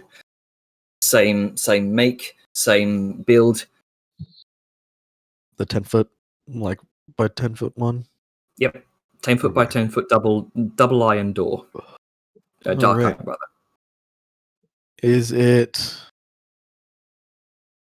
Can Liska kind of like lightly test it to see if it's locked or not? Sure. You kind of gently kind of wiggle the handle, being as quiet as you can. It seems locked. All right. Still Well- got that key, right? Yeah, Grunka. Who'd you just? Oh, okay. Yeah, dwarf dude. Long distance bandaging. Ha! No, I ran over there. I know. And I I ran know. back. Heals for Bandage bending. 14. how much? 14. 14. All right. Okay, Patch Grunka, some more of can her you- wounds up as she kind check of waits the- behind it. Can you Yeah. check that key? Yeah. I have the key that opened the door, so. Yeah, Oh. I don't have a key. Okay. Ah, Key let me- keeps getting passed around. Just give me the key. Give me the key. Alright, yeah, have the key. And then she like, God fucking damn it. There you go. Keys are not that Proctology. hard. And she's going to put the key in and like slowly unlock it just to, keep the element of surprise when they bust in. And then All she's right, going to then. hand Azure back the keys. Yeah, just take them. Take them. Alright. And then now that they're unlocked, she's gonna look to Gronka and be like, basically like in strong people language, because all strong people know the same language. Like when you had the door and you held it open for me to kick it open, like let's do that again. Okay. Okay. You give a couple well recognized hand signals. Yeah, And nods. Grunka holds on to one of the handles of the door and holds Okay. the other and holds his hammer in the other. Okay. And then Liska is going to Oh, are you going to use the motion of the door to fling yourself? Is that it? Yeah, like the first time we did this. Okay, Breach it okay. clear. Fire Temple, yeah. All right then. And yeah, so then Liska is Fucking going to mad lads. going Grunk to gets his I will flashbang. for Grunka. breach kick the door. All right, Grunka, go ahead and make an athletics check with advantage because of Liska's help, Alright. just to see how far you get flung. Athletics? No, acrobatics. Acrobatics. That's a 16. 16, not bad, not bad. Boom! The doors clatter open into a 30-foot by 20-foot chamber filled with all manner of torture implements, rusted scissors, bloody knives, mortars and pestles containing foul-smelling concoctions that seem to bubble and sizzle. You can see an open cupboard filled with sharp weapons and jagged meat hooks. There's a fireplace to the end of the chamber filled with hot coals where a fire poker has been left to glow a bright red. There's a large recess in the floor near the room's center with a grate to one corner, presumably a place where they sweep and wash away blood and viscera. There's a 3 wooden restraining tables, strapped up in the middle table and surrounded by a number of dark-robed deep dwarves. Holding vicious-looking sharp hooks is an elderly dwarven woman dressed in rags. Battered and bruised, her head is cocked to one side, and she's bleeding from a number of cuts and wounds across her body. Some have been cauterized, others are still open. She looks to be breathing but unconscious. And see, You get to be able to see all of this. yes, I'll do that just now. Hang on. The descriptions are nice, but being able to see what you're describing also helps. There we go. Right, so rush him. Alright, how far does Gronka go? Yeah. I'm just going to do that. Granka, you are flung 5, 10, 15. So 5 for 16, 15, whatever. Round down. Immediately, all figures seemed to be kind of talking amongst themselves, but immediately they interrupted and look over their shoulders as Grunker, just kind of flies towards flies towards one of them. I'll say they are this is a surprise round, so I should fucking hope so. You see a goblin flying at you out of the darkness. Yeah. Definitely surprised. It's just as I'm flying in, I want to like hit the dark priest.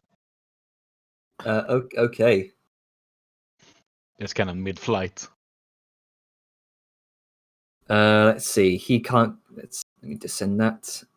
He can't go because it's a surprise round. Yeah, I mean technically Vellum goes first, but kind of want to think that since I'm, Yeah, I'll swinging into the room. put. Physics take priority. Yeah, we'll put your initiative above Vellum. There you go. No. Okay, Grunker, what you doing? Right, I'm gonna recklessly attack him. All right, That's 24. 24 hits. 21. 21 hits. How much damage? Let's see, that's 15 plus 3, so that's 18 damage. All right. Because he's not immune to fire or anything. You take the hammer and use the momentum of your using your airborne momentum. You crush it straight square in the square in this dark acolyte's chest, and his limp body just flies back, hitting the wall, slumping down in a heap. No, I'm at the Dark Priest. Oh, the Dark Priest. Yeah. Like a buff of them died. I mean, I'm pretty sure one of them is gonna fucking die. Like hard. Probably, yeah. Alright, that's yeah, and then York is just kinda like whoop. And that's my turn. Give it a Scooby. All right, next up is Vellum. Alrighty. Well, don't want to block Liska, so I'm going to scoot into there and down to there. Okay. So I'm probably. Yeah, actually, I'm going to go for the Dark Acolyte too. Seems like the best option. Could finish off the boy, but let's go to charging in any second now. Dark Acolyte. Dark Acolyte 2. All right, 18 hits. 13. 10 hits. 10 just enough. Yay for no armor, boy. Yeah. You slice once, slice twice. You effectively cutting him in an X formation. You just slice the legs out from under him, and his body collapses in a heap. Whoops. Measure once, cut twice. And yeah, that'll be me. So click.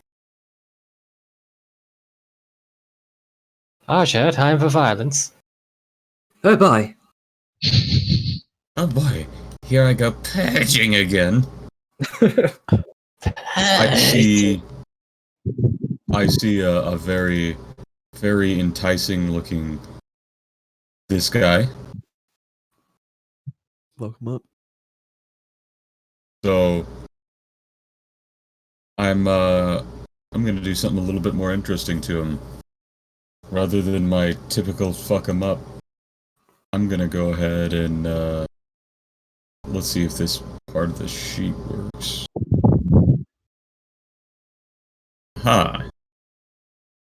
Condemnation. Needs to make Alright. a DC 18 Wisdom save.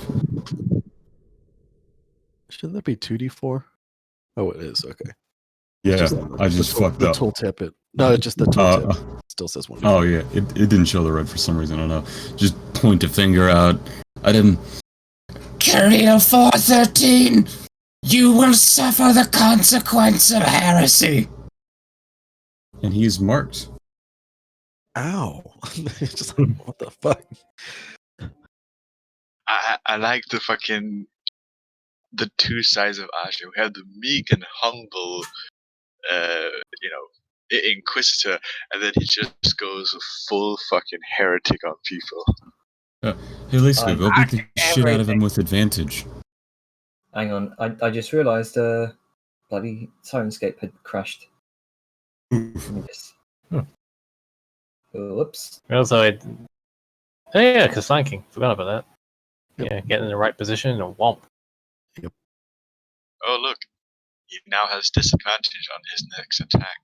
Yep, so even if he tries to do something, he can't. Liska moves here. And then she's going to do the things that are called swingings. Alright. This is to the Dark Priest. 20 hits. 14. Think. And then going to do it again. 19. 17 hits. For 13. Nice. Then, He looks like he's on his last legs. yeah, Quick, remove his legs. she's quick. And she's gonna mark him just because. And Okay. then So 2 marks. and that will end my turn in the surprise round. Alright then. Oh well, the Dark Priest. Yeah, he can't go Yeah. because he's surprised. So, surprise round is over. Let's see.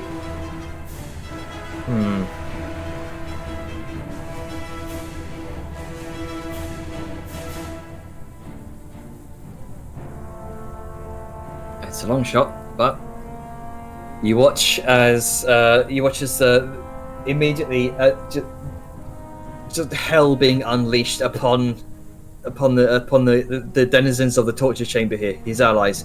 He's in this panicked moment of adrenaline. He's going to look over towards Liska, and actually no, he's going to look over towards Grunka, the first individual who came flying in the torture chamber, and is going to, let's see. There's a faint kind of pinkish sigil that forms in his hand, which kind of sparks across Grunka's cranium. Go ahead and make a wisdom saving throw. Oh no.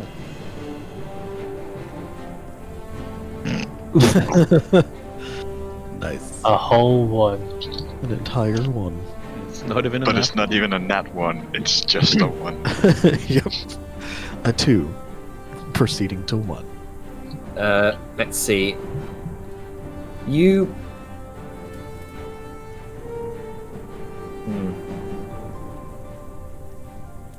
Yeah, this dude looks relatively chill to you. You don't want to do anything. You don't want to do anything bad to him. He's not He's not done anything to you or your allies. This dude though. This reminds me of that one scene where fuck you, fuck you, fuck you, you're cool, fuck you. Exactly. You feel as though he's become this Become a friend. You Yeah, got this- charged, motherfucker. friends at first this split fraction of a second that you've met him. Yeah, cool dude. It's like, he's cool not that dude. bad a guy. No. Pretty chill. I like Yeah, it. Fun. yeah. You just get Aha, I've person. stopped one of them in their tracks. Looks at giant wall of muscle.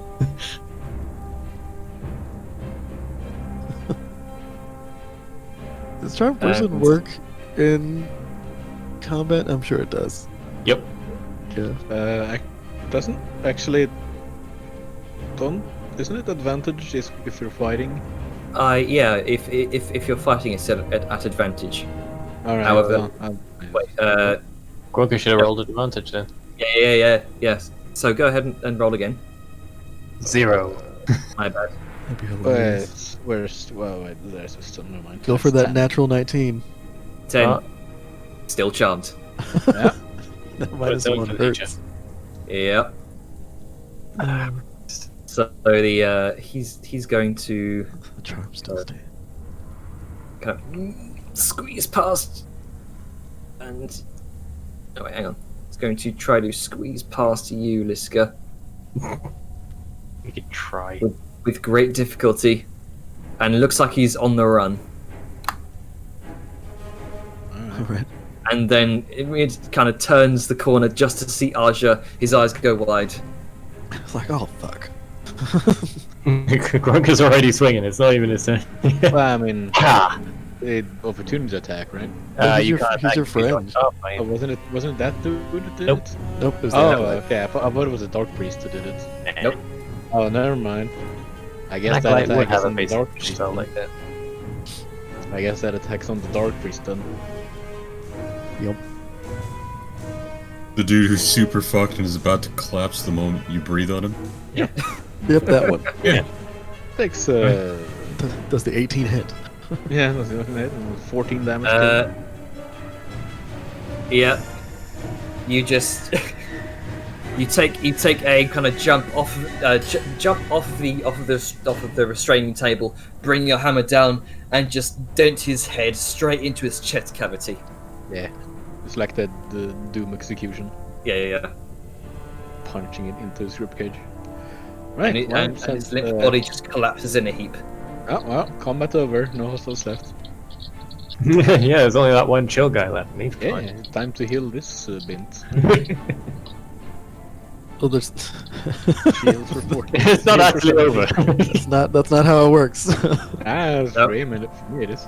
Also, it's an action. mean, to do that, actions. so- Yeah, it's Yeah. an action to do that, so I can just Yeah. do that anyway. All right. It's like, well, I guess combat's over. It's like, no, Gronka, what the fuck? Oh, well. Damn, You oh, see, bad people then. You see her eyes sort of slightly flickering open, but that's about it. Some of the wounds do kind of heal up, and she's just murmuring incoherently. She's on the verge of waking up. Looks like. I'm just gonna do the stitch thing. Hi. Hi. God. Oh, can I go fuck this guy up now? There we go. Go ahead. Nope. And oh right, advantage because flanking. Nice. And a 1 and a 2. Yep, both of those hit. Pow and pow. You slice once, slice twice. He goes to kind of push the door out of his view. You bring the Slayer's blade down upon his arm, severing it completely, and he shrieks out loud shrieks out loud, head up high, as you see that moment, and just jab the sword straight into his esophagus, silencing I him. need to keep him quiet, so shunk. And Gronky is no longer charming. Yep, you are no longer charmed, and you cut off his yelling right before he could alert anyone else. Bye, combat's over. Well, that was a little close. See? What did I tell you? Let's go check out the torture chamber. Oh, there we go. Very good. Ooh. Motion equipment. Yeah, you see what looks Yes. like Give me your looks like- secrets. I must learn new techniques. what are you trying to do? Make gold. Very cool. No, I'm just seeing what shit he's got up here. I'm looking for paperwork, information. Okay. Anything on like studies, practices, experiments. You Fucking see- Inquisitor. Yeah. You see I'm what looks stealing like knowledge. you see what looks like a sizable set of looks like an alchemy setup. You can see numerous bowls of foul-smelling foul-smelling fluids that sort of it burns your sinuses as you try to smell.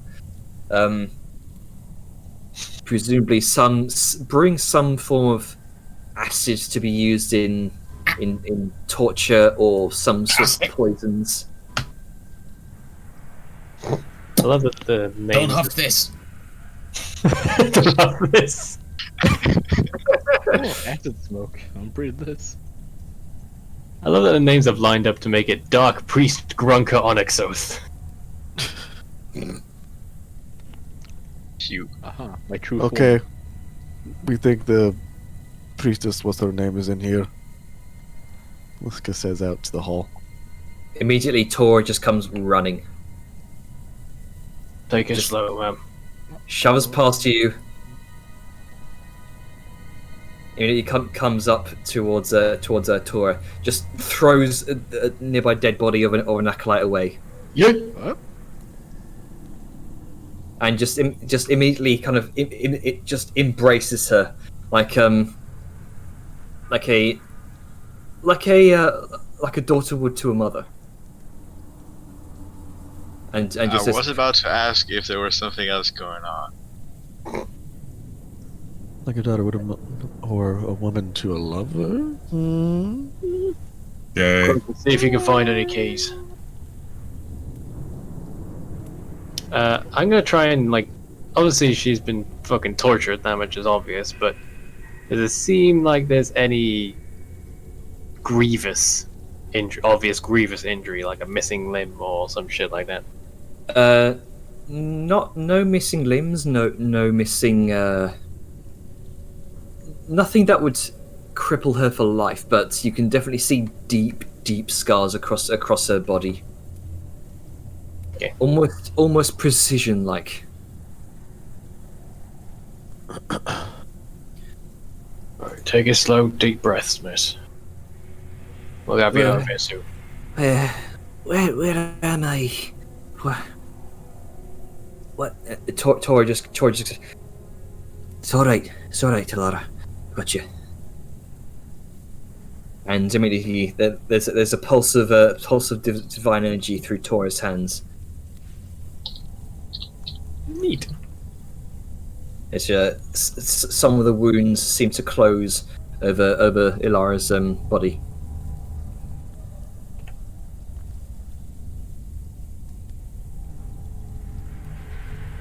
I'm gonna go Right check. now- If, I'm gonna go check if anyone heard what we were doing. Trust you could keep an eye on things here. He's gonna look at Tora, because obviously she's gonna want to stay. It's just more of an excuse for her to stick around. Tora nods towards you. Hey, And with that, Velen's gonna skedoodle out to check if anyone had heard the ruckus.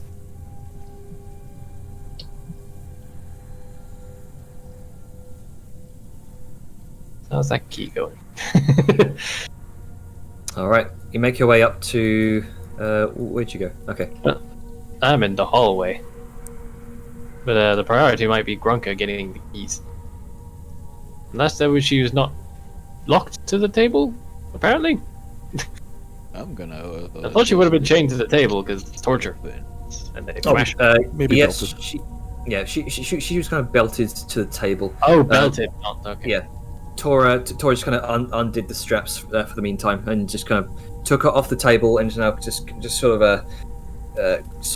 of just cradling her head as she's trying to seal up as many wounds as she can. Well, shit, if I'd known it was just straps, I would have done it myself. Now I feel like an asshole. God, Um, ladies, you dick. As Velen passes Sour, he's just gonna sort of give her a tap to the shoulder.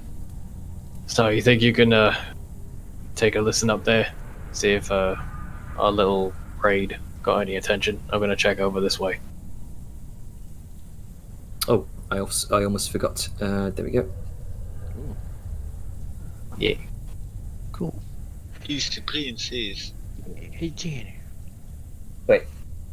What's in this cabinet? In the cabinet, you kind of open it up. Well, it was already open, but you do see what looks like a nasty, jagged hooks. You can see small sort of piercing implements. You can see what looks like a bone saw to one side. Just lots of just nasty looking torture implements. Oh. 8. We're just gonna close the cabinet again. Then open it again. It has obviously changed since then. Yeah.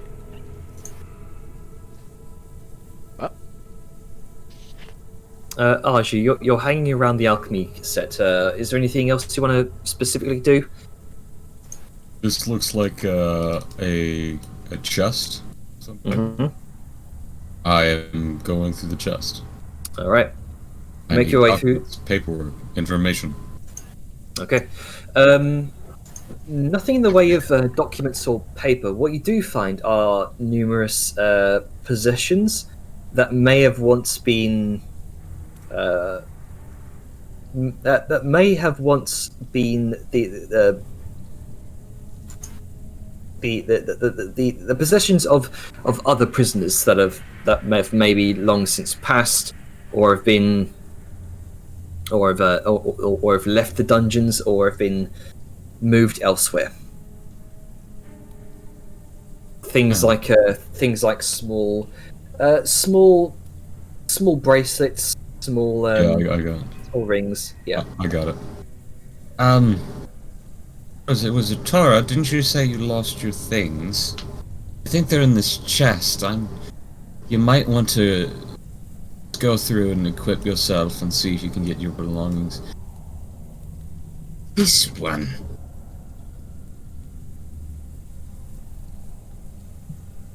Torture has to have logs on him somewhere.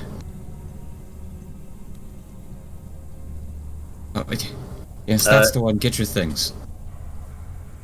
She starts kind of rummaging around the chest. After a moment, as you're looking through this wardrobe filled with this sort of nasty torture implements, you don't find anything in the way of documents either, and even getting a little bit frustrated as your thirst for knowledge continues. This isn't anything. Ooh, a probe. I'm just gonna add torturer's tools. Ooh, they have a tarring brush. Sure. I would love to go in there and just rummage as well, but I don't want to be seen as fucking kleptomaniac of an artificer. But hey, Inquisitor and kleptomaniac seems to work fine. I mean, he is in his element. Tora begins kind of rummaging through the box, kind of shrugs and says, "It's not here." I'm sorry. What? What isn't? What? My armor, my prayer beads are not here. Oh, Can't they find must anything. It go. would be in the armory then. Yes, we'll have to check the armory for that. I suppose that's the only thing. Look at the size of this one. I mean, it's huge. It's just a bunch of beads on a metal line. What would they do with this? This is so. Ha, ha. So, well, that was yeah. You do hear make another perception check. Papa. 18. You can definitely hear what sounds like some sort of uproar compared to what you last heard. You can hear them barking orders at each other in a language you don't quite understand, but you can definitely hear what sounds like doors being opened and footsteps approaching Towards or away from? towards. Right. Venom's gonna, as soon as I can get control of my map again. Oh no, everything's frozen. No, there we go. Okay, got control back. Okay. Venom's gonna move on down here. It might have heard something. It might be incoming. Footsteps and voices coming to the door. Let's get ready. Alright. And with that, he is going to scoot. And yeah. Ready in action for the first fuckboy to come around the corner to get a face full of sword. Question: do the doors open in towards us or away? They seem to open in towards you. And Liska's just going to be right there blocking them. Okay, then. You know we're gonna have to deal with them eventually, right? No, I know, but this is fun right now until we all get in, position. Fair. And Liska's basically just going to brace the doors and be a doorstop. Lean against it, arms folded. Go ahead. There is, as you're putting your weight up against it, there is a shove. You can definitely feel a shove from the other side, and then another shove. Go ahead and make an athletics check. Okay, I'm assuming the rest of the party is getting into position. I hope so. I mean, I'm ranged, so You hear immediately. You also hear what sounds like two voices coming from the other side.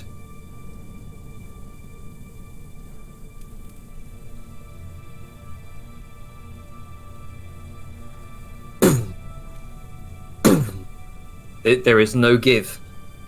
Shouting. You hear more footsteps. Liska's just going to casually turn around and like, okay, everybody good? Doing okay? Doing fine? Yeah, should probably let them in before they go elsewhere. Alright. Yep. And I'm then, in this square. I'm peeking around the corner. Cool. Readying a blast. Circle fucks up the square. And then Then he kind of peeks around and lights his hand on fire, just ready and aiming. okay, yeah. And then just when they're about to, because I imagine they're doing it at a pretty steady rhythm, right? Like do like that. Yeah. Then as soon as she anticipates the next one, she's gonna pull away the force, so they don't meet the resistance they're anticipating, and she's gonna be swinging at the same time. Oh, all right then. So, that's evil. I mean, yeah. So are they. and then immediately, as you pull away, two deep dwarf. Oh, sorry, this will be. By this point, it would be. You see what looks like 4 deep dwarves immediately meet your vision, and the door swings open towards you. Meet my vision and my hammer. And your hammer, yes. Alright, so we'll go into initiative here. And we'll say you go first, Liska. This isn't a surprise round because they knew someone was against the door. Yep. Okay. So I guess Liska's first is just gonna swing left and then swing right. Hang on, API's busted. Swing. No Let me problem. just.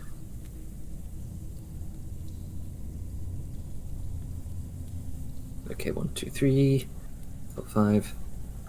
Okay. There we go. Man, why my initiative has just been rolling shit lately. No worries. You go first. Okay. So yeah, the first swing to the guy right here does 18 hit. Let's see. 18 does hit. Okay, for 13 magical damage. And then she's gonna swing to this guy. And hopefully hit for 14 magical damage. Alright, So this guy. And they're it's both the other marked. guy. Okay. So 14. And that is... Yes, and that is Liska's go. Alright, next up is Sao Yun. Um, Actually, I'm this will looking at a giant ass at the moment. It's fine. So- you can still see him. Yep. Nice. It'll be. They would have half cover. I mean, thigh gap exists for a reason, and she Yeah. do. Plus, this also triggers Danin's and Arja's readied action as they come through. Hell yeah. Want to do them first, then my turn? Yep. Sure. And then, so 15 misses. You just Liska, you see firebolt glance off the stone next to you. Let's go ahead and just fuck up the guy that's on the right.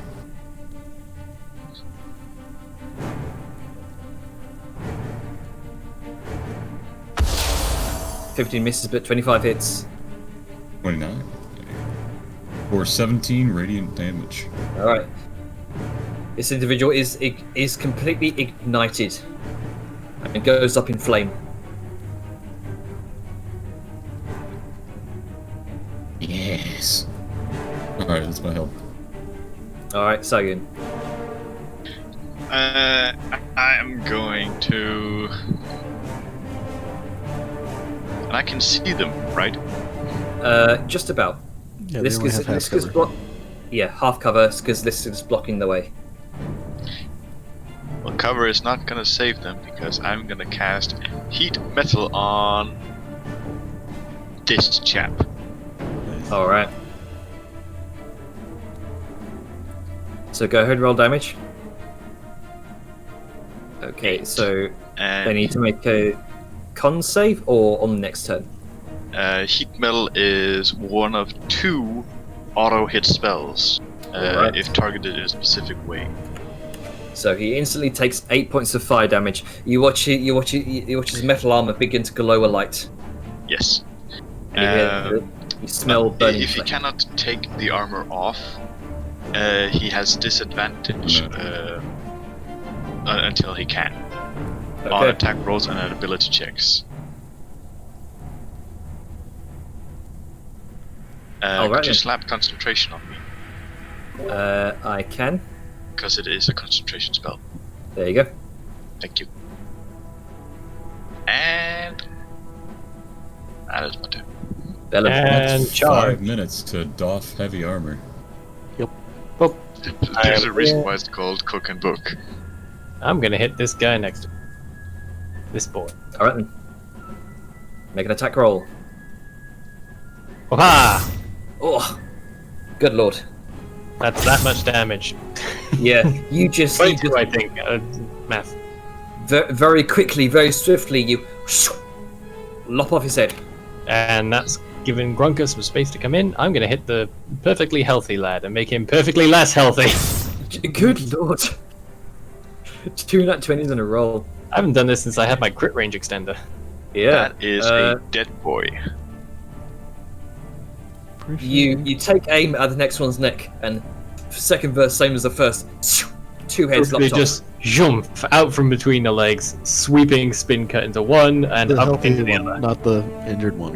Yeah, the sorry. healthy one. Yeah, injured one's got heat metal on. It seems like a waste to kill that one. At least for the moment. Let's see. 11 plus 14. 25. Sorry, 25. 25 damage. Yeah. Same situation. Oh, they have 25 health. The, 25 most, health. the greatest dangers come from between Liska's legs. It's true. God damn it. And I've got 5 foot of movement, so I'm going to scoot up here. You Oh, said- they've got missions? friends. Yeah. You see. Let's see. There's bars in the way, so ha! Mm-hmm. Take that, The, motherfucker. It's at the opposite end. Kind of be. You see to your left are a series of iron bars which give you view into the rooms beyond them. You see some sort of armory where a number of deep dwarves seem to have been rapidly attempting to don sets of armor and gathering weapons. You can make up a number of battle axes, shields, a set of plate armor, racks of warhammers illuminated by a nearby torch. There's more in here. And end turn. Grunky! I Alright, have Grunker, same what you 2 doing? space. That's actually. Yeah, you can get through there, 10, I think. 20, 5. Yeah. I was gonna see if I could go around him, but Just do it the way I do it. You actually could get here. yeah, I mean, I could, but I meant like over here. That's what I meant. Right. So, gonna recklessly attack him. 25 miles for I don't know, garbage for damage. All right. Let's see. 25, 16. Both of those hit. Okay, so that's 12, 15 damage. All right. You dent him in the shoulder. You hear a sickening crunch, and the armor itself just caves inwards, and his limp body just slams up against the side of the wall. Oh, okay. Nice. Sorry about your heat metal there. Alright. I think that's Fucking dead people. I think that's my turn. All right. You still have 15 feet of movement. Oh yeah, because he can move fine through you because he's small. Oh yeah, you don't say Oh I forgot about that. Oh yeah, one of your racials. Yeah, I'm large. You are small. Yeah. No problem. Bye. Hello. You see what looks like some sort of living space or rec room setup. You hear you see the crackling of this roaring fireplace. You can make out a number of chairs and a large table with leftovers of a meal. You can see this individual, seemingly not expecting a large force to come bursting through the door, just turns towards you, Grunker, with a growl. Looks like they may have been arming and prepping, preparing to leave, but since you've just come in, Yeah. they turn their attention towards you. SpaghettiOs. You just not looking good. back and forth. Which way do I kill? Imagine being a dwarf donning armor, and the first thing you see is a fucking goblin. Hey, how many games? Mom says it's my turn to play on the Xbox. You guys got air hockey in here? Duck hunt. Yeah, I'm done. I can't press the thing because then you show Oh, up. right. So, Aja. There's no one I can see to kill, and I can't get in range. So I'm gonna continue peeking around this corner, and I'm gonna ass blast anybody that comes in range. All right. Any then. hostile that comes in range.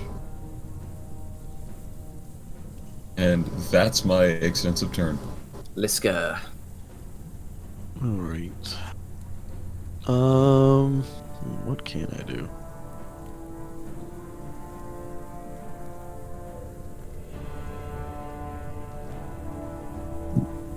Not much, actually. So, going to 5 feet there, and then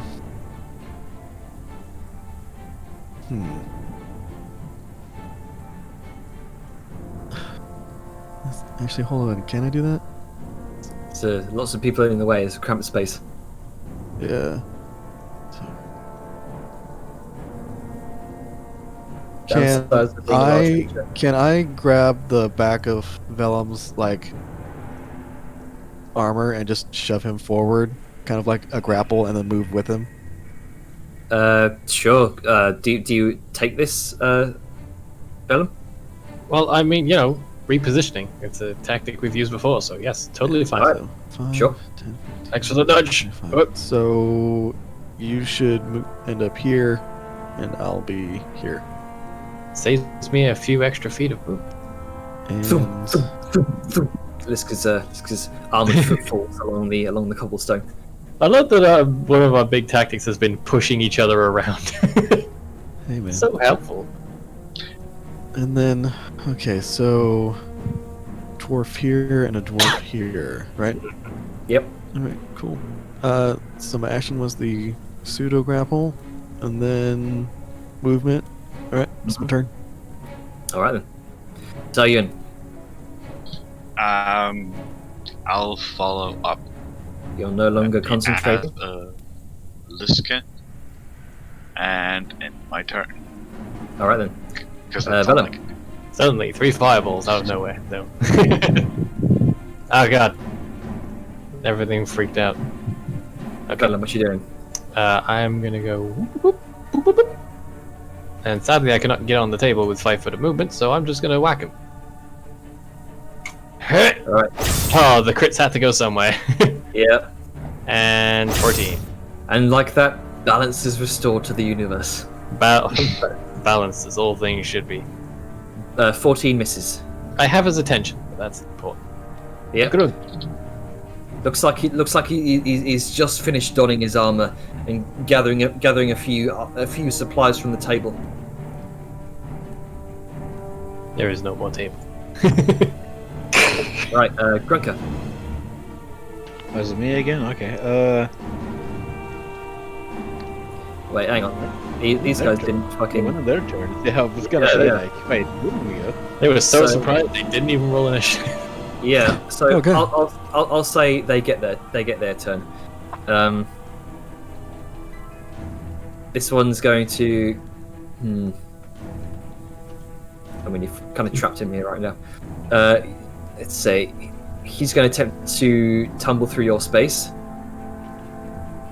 Go ahead and roll acrobatics. Acrobatics. Let's see, it's just a normal shit. Pow! Bam. 15. All right. We are going nowhere. He makes his way 5, 10, 15. Actually, how much movement was that? That was okay. 5, 10, 15, 5, 10, 15, 20, 25. You can just about make it there. And it looks like he is on the run. He's going to use an action to dash. Provoking from you, Grunker. Oh, And Diliska. Oh, and from Liska, yes. How did you forget? She's right there and she's Oh. huge. Yeah. okay. I don't think he's going anywhere, Jenner. Jesus Christ. You guys were the nat 20s. So, total damage on that is 15. 15 and then Plus 6 is okay, 21. is the fire damage doubled? It's die, so yeah. Okay, so it's 15 plus 6 is 21. Alright. Does Right- 17 right- hit? Or unless right, Goku kills him, then never mind. Well, right as he tumbles past your space, see, he kind of dodges out the way, and then you catch him right in the back of the leg, and you bring your warhammer over your head and just crack him straight in the back, killing him instantly. Liska then just brings her more massive warhammer down and just makes mincemeat of his head. It's actually a maul, not a warhammer. A mole hammer. A hammer used in war. No, Let's see. no, rip that dude. Deep Dwarf is going to also make a break for it. Provoking from you, Vellum.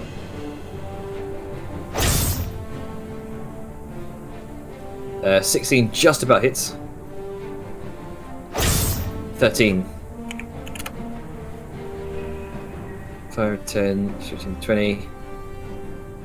And he's going to fumble around with some keys. He's going to, I'll say this will be item interaction, to unlock the door, make his way through. And then just kind of close it behind him. Well, I want to say a couple things. Yep. So, pulling the keys out. Did he have the keys on him already?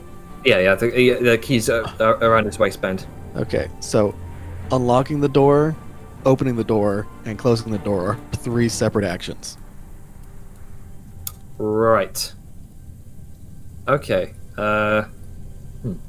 So I'll say he's going to. No wait. Considering the thing of events, they were prepping to go out, so the door would have been unlocked at the time.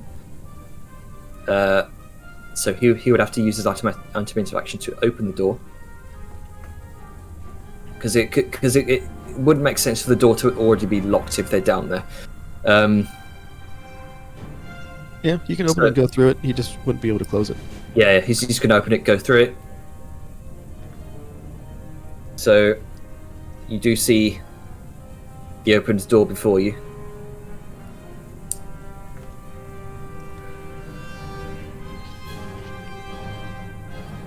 And you can see him beginning to make his way up the stairs. Let's see. Next we go to Asha. Well, nobody I could get this time, so. Oh, come on. Oh, there we go.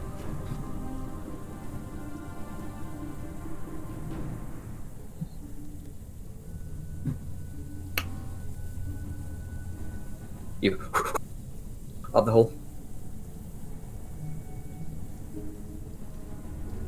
Is that your turn? 20. I think this is Vellum I'm seeing around the corner. Yep. Alright. I just didn't blast you. Congratulations. You would have anyway.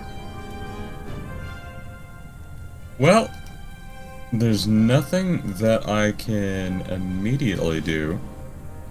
And I had to fucking actually dash to get up here. So that's my whole last turn. Alright then. Liska, what you doing? Seeing that guy take off, where is the door? Is it right here? Is it a 5-foot door? Is it a 10-foot door? It's a 10-foot by 10-foot door. It's one of these made out of reinforced wood. Okay. Best you can tell peering through the bars. Alright, so with that in mind... Okay. Need to count this out.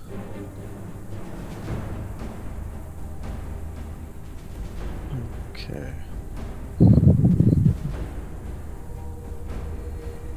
Okay, so... And these are 5-foot doors, so I'll have Yes. plus an Struggles of a large creature. Yeah, plus an extra 5 feet. That should still... Okay, Liska's going to dash. And get to right behind. Alrighty. And end her turn. Okay. Let's say you. What you doing? I am going to take, firstly, 10 steps forward, so I can see shit. Can I spy the guy over there? Yes, you can see through the bars. He looks like he's running away from Liska right now, kind of running up the stairs. I really know I should just savor my spell slots, but this is too good to pass up. I'm gonna cast Hold Person on him. Okay. Let's see. Wisdom save against what? 13. I Alright. do really need to up my save though. Oh come Hey, on! A 20 on the wisdom save. Rip and Pip. Mhm. Fucking wasted 2nd level slot. Right?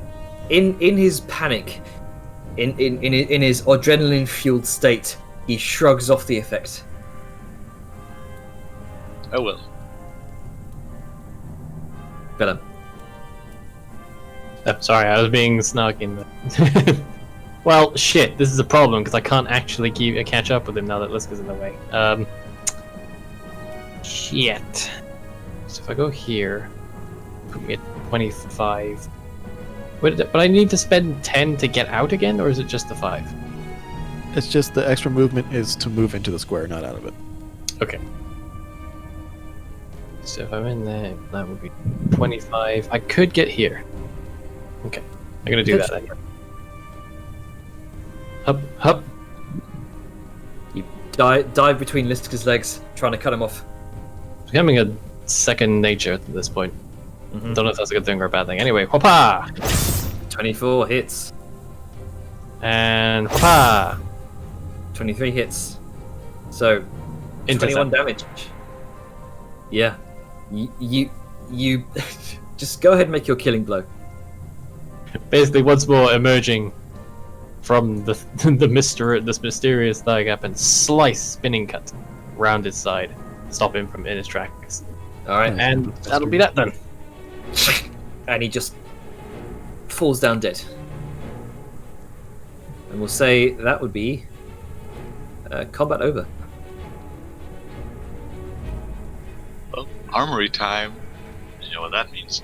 It's a looting spree. Yeah. Probably gonna be the same boring shit, but who knows? Well, I mean, It could be I think at least the princess's shit's in here somewhere. Jenner, I'm gonna see if he's got any keys. You kind of you do see a set of keys on his belt that he used, that he was kind of fumbling around with before he realized he could just run through the open Oh, door. right, it's unlocked. And it Yeah, cost him yeah, life. Okay, I'm gonna grab those keys. I'm gonna move the body inwards so that it doesn't immediately alert anyone walking past. Pay no Okay. attention to all And the I'm gonna lock blood. the door. Yeah, Pay no attention to all the extreme blood. I mean, you know, it's easier to see a body than it is to see blood. yeah. Right, with that done, I'm gonna scoodle over here. Liska's gonna like move out into that hallway, see that Grunka's somehow all the way back down here again, just be like, "What the fuck?" And then Yeah. just kind of motion to He just teleports. quietly to come up. Yeah, he's gonna tell everybody to. Coast is clear. He'll begin to kind of move up. Mia kind of with a sort of a spring in her step. She makes her way up as well. Liska's gonna kind of stop Dana and just be like, "Hey, what are these two rooms?" She motions to the end of this hallway. He kind of Ends. peers around the corner. That one down there. Think that might be the storage room. That's probably where the hatch is to the waste tunnels. To the other side, that's the kitchen. That's where the butcher prepares all the meals for those on guard down here. Right. And we never really figured out, but what's this room? She points behind him to the door to the south. You point there. Yep. That'll be the barracks of the tower's own personal guard and the servants. Oh, well, duly noted. We'll keep that in mind. Think we should do a sweep of these rooms. Oh, hey, there's Mel. Yes, Well, at least There we go. at least these two. And she like to the storeroom and the kitchen. The Lead on, barracks. I'm right behind you. The barracks, I imagine, is probably empty right now. So yeah, Liska's gonna go grab some shit and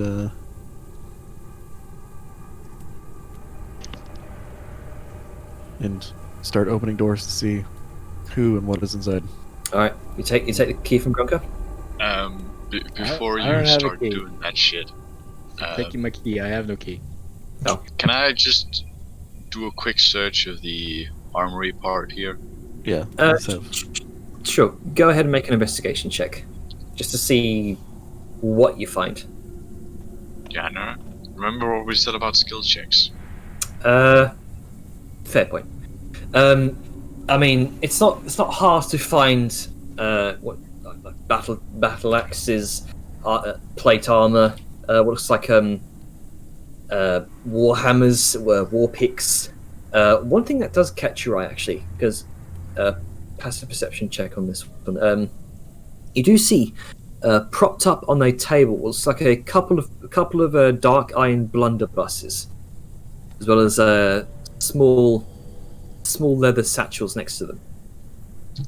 Well, hello. Bonjour. I would like to check those out. Maybe Sure. they've got bullets for you. You check the bag Sounds like a first. little town. It does indeed to be. It seemed to be filled with with at least, best you can tell, a couple hundred dark iron pellets.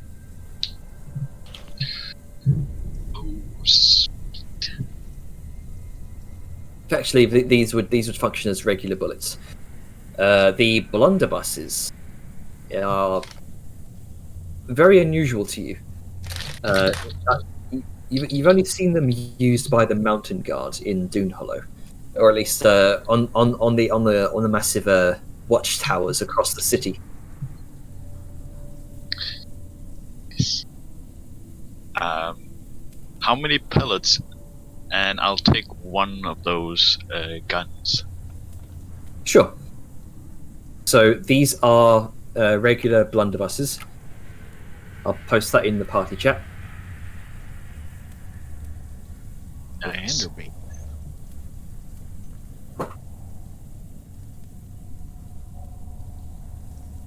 Blunderbuss. Cool, cool. And how many pellets? Pellets 200 overall between both satchels. I'll grab both satchels and one gun. Sure. So so before next session we can rework that blunderbuss to fit with your class. Yeah, I would like to have to use it beforehand because I'm likely to run out of bullets by then. But we'll see. Yeah. Okay, so Liskit, you're the one that has the key, yeah? You are muted, Avon.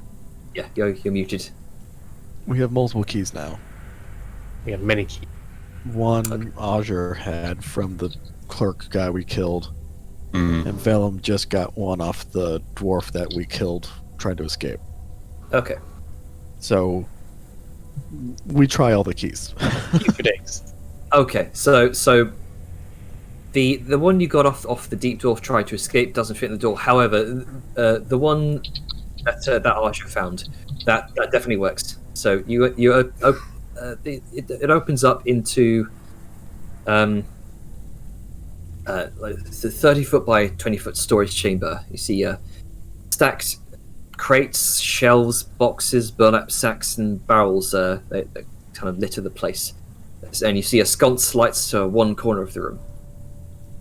Okay. Well, this guy's going to look around for anything indicating. Well, this is the storage room, right? Yes. She's going to do like a quick, because these look like chests. She's going to do like a quick look through the chests Mhm. to see if there's anything like valuable, and then she's going to like look at Val and be like, see if they have any gunpowder barrels. So we're gonna do like a quick, super quick cursory, like kick open the chest, like, oh, it's just closed, fuck it, or stuff like that. Yeah, just full sweep. You find grain, clothes, most things you'd normally find in some sort of storage room. Oh, cat. Oh, it's a cat. Yeah. It's like, who left you in here, little friend? It's storage. Who leaves a cat in a chest, honestly?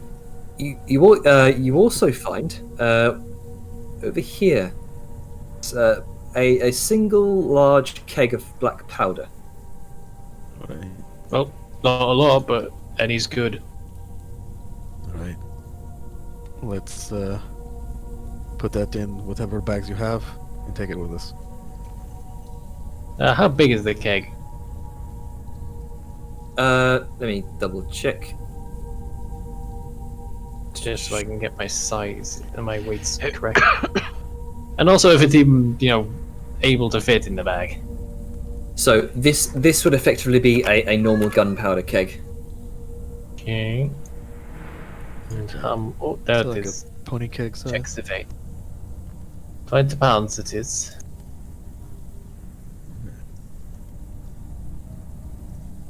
Powder keg.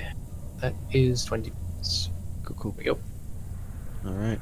And then with that, In the this bag. is going to run across the hall with Vellum in tow. Yep. And open this one to the kitchen. Okay. Bunch of really scared cooks. But you have to watch out for cooks. Steven Seagal showed me You that. went. This is you kind of creak open the door a little bit, seeing a 20-foot by 30-foot kitchen area. You see kind of bathing yourselves in this sort of crack of bright light of a massive stove or fireplace on the opposite end of the room. As you open the door, you can see a number of empty plates left over, stacked high, and it seems some meals left in mid preparation. You also see the figure of a rather rotund deep dwarf in overalls with a sort of nasty, patchy beard. Turns around and is seemingly expecting you to enter, and glares at you with his sort of deep purple stricken eyes, and throws a large butcher's knife in your direction. All right. Oh, not going the cleaver? It's a classic. Sorry, I'm a little giggly at the moment. It's the butcher. Oh, British. To the That's a 22 to hit, which just kind of bounces off your armor, and it bounces off your armor and then kind of impacts into the door. This kid just kind of like walks in. It's like, well, just had to do that, didn't you? And then she's gonna swing. All right, make an attack roll. Okay. And- 18 hits. And this will be non-lethal. I'm proud of you. This kid wants to just like he's just a dumb butcher. Like, like Yeah, he just works here. yeah. Just bonk. So Oh wait. I don't like. Does 10 kill him? Or sorry, not does 10 knock him unconscious? Like I don't know yes. how much. Yes, it does. Okay. She just like comes up and it's like the just pump on top of his head. It's like okay, he should be out for a while. I'm glad I have that in another tab ready. Strangely enough, as you look over him, as he's collapsed on the floor, you notice his mouth curls into an unnerving smile, Oh dear. and there's a and it stares almost like it's puppeteered by some sort of familiar voice. The all-seeing Empire comes, and you will be crushed beneath it. How about no? Fuck off. What happened to trying to be our friends? Well, fuck off then. And then, now that that's done, it's gonna- Purple light and black bruises kind of fade from the butcher's eyes as he falls unconscious, as does the voice. I'll get real sick of that guy, not gonna lie. So the real question is there anything slightly edible? Like, was he making stuff? Was he cooking things? Seemingly so. You see a very nice plump-looking pig on what looks like some sort of central butcher's table. That's been cooked and set out ready. Should I go let the prisoners know? Get them a proper meal. Sure. Why not? You Better go. than I'll fighting stay with here and full watch the bellies. pig. Sure thing. And Let's- Vel's gonna go around, go back to where everyone is. And Liska And will wherever the get a fuck knife and carve out herself some of the pig. Okay. Yeah, So- just to gloss over it, Van's gonna go inform the prisoners because I don't know where they've gone, but they're somewhere. That there's food in the kitchen, and maybe they should fill their stomachs before fighting. Okay. And Yeah, then- they're 'cause gonna before go. Liska leaves, she's going to just. Actually, we unlocked a lot of manacles. Can she use one of the manacles just to, like, pun intended, hog tie the butcher? Sure. All right. So, unconscious. It's easy enough to do. You restrain him, both hands, both legs, Alright. as he just sat there unconscious on the floor next to the fireplace. It's always nice and warm. He's comfy. The prisoners all kind of nod and thank you Willem. And they all make their way into the kitchen, led by Tora.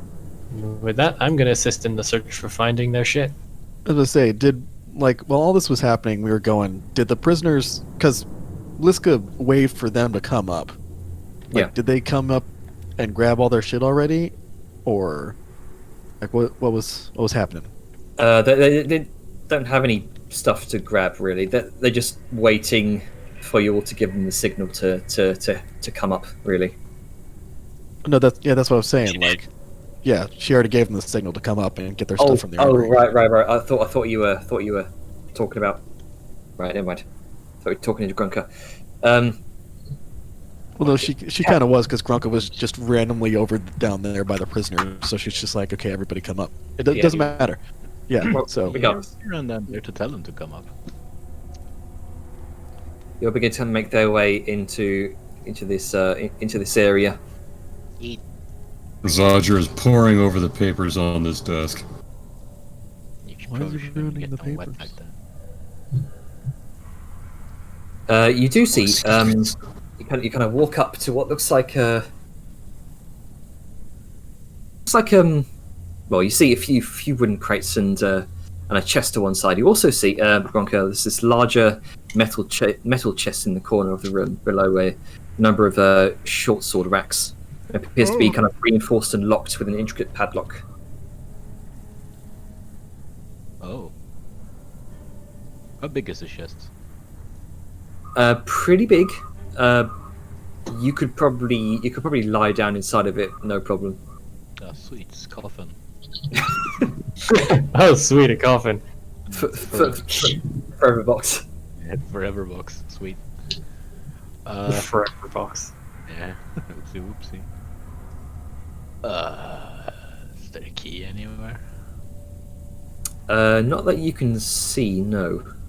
Did any of the people that we mushed have any keys on them? You go. I'll say. You're just looking for the keys, yeah.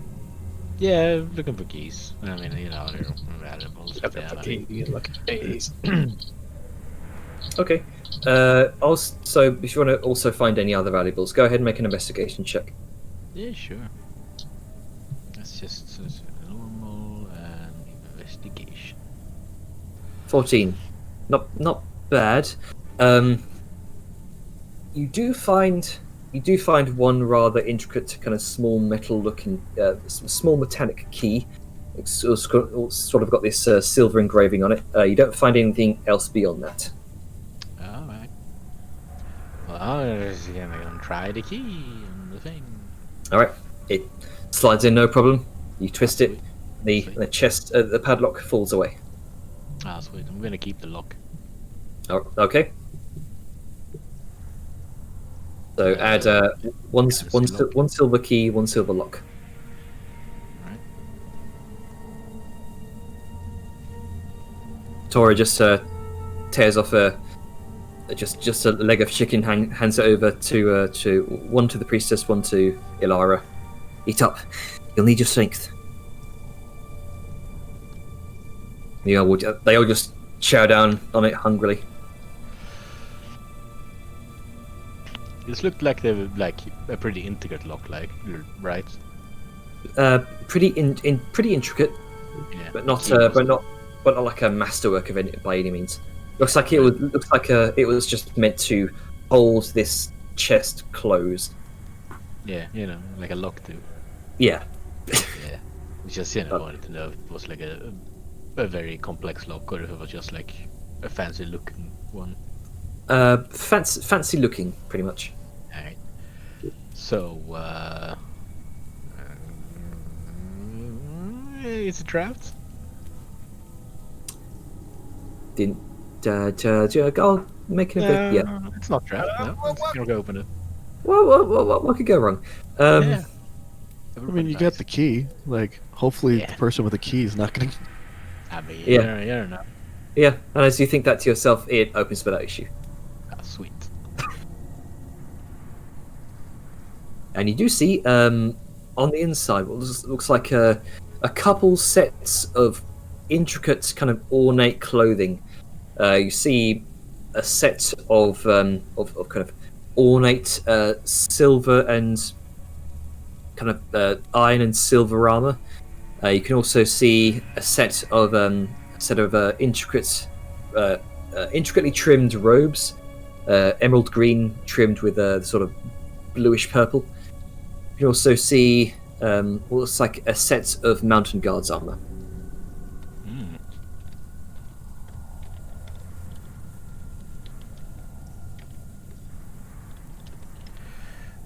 Right, so a whole armor set and much clothing. Mm-hmm. I'm just gonna take out the mountain guards. Is the one from the good guys, right?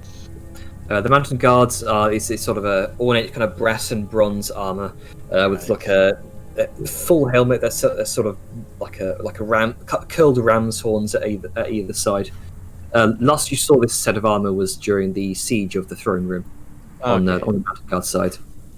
The mountain guards on the top dwarves, right? Not the bottom ones. Yes. Okay, good.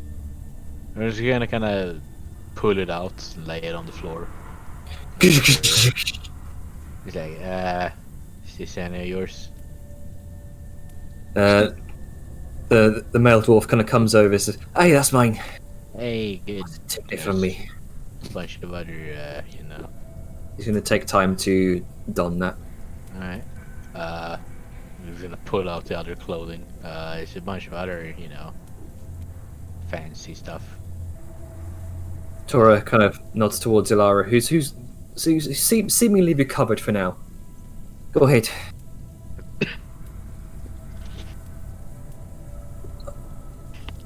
There you go. Lara kind of comes over, takes what looks like the sort of emerald robe with the blue trim. Oh, thank you. Yeah, now you're not naked anymore. It's the what's more in there? Is there more clothing? Yes. So what looks like a set of sort of a pristine iron and pristine steel and silver armor. Oh, I'm just gonna pull those out as well. Hey, some more metal. That'll be mine. Okay. You know, you should probably just, you know, look in the chest yourself. It's probably. Well, I don't know why I'm doing this myself. Just find your own shit. Not my hair. Yeah, she Tori just looks at you peculiarly, say, "I was wondering that." And she's just going to go over and start rummaging through the chest herself. Yeah, I mean, it could have all been mine, but you know. Just starts going through random shit. Is this yours? No. Is this yours? No. Is this yours? It's mine. Not yours. It's mine now. It is yours. No, it's Part not. of this is yours. Part of this is mine.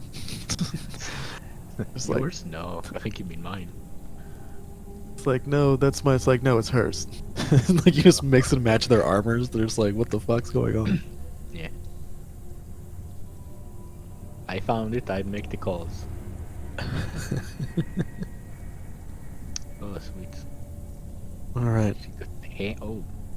Okay. Jenna, I have a question. Were these stairs going up or down? Those were going up. Okay.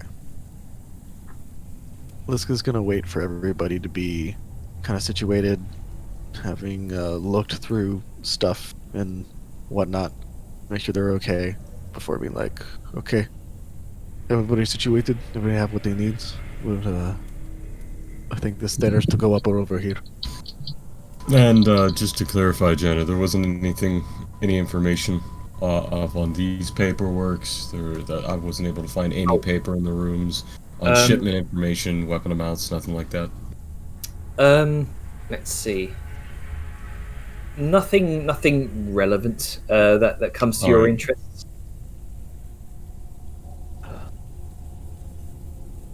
If everyone's ready, we Nothing should good get for me. So, how's your gun situation?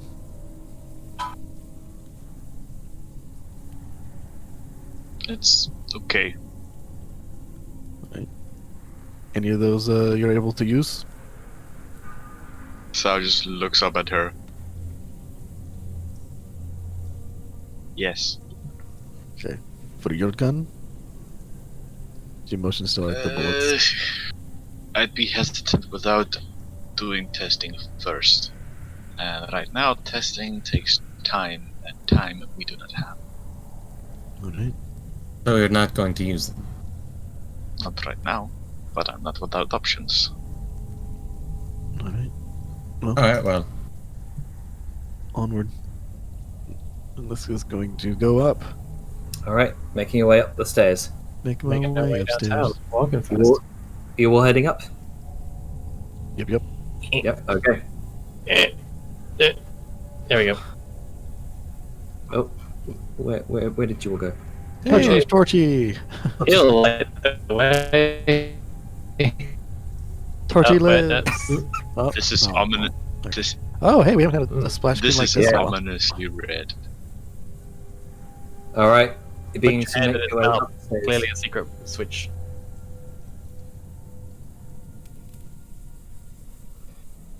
Ascending the stairs one by one. It's eventually after you pass a number of doorways, probably leading to other floors.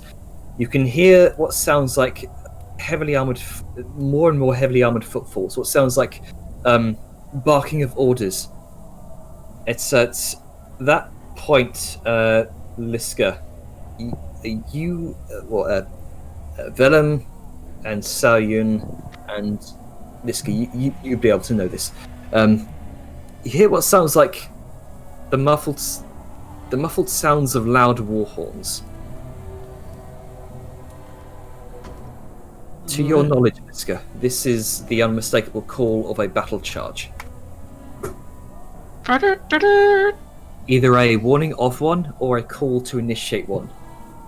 Which side is charging, you're unsure of.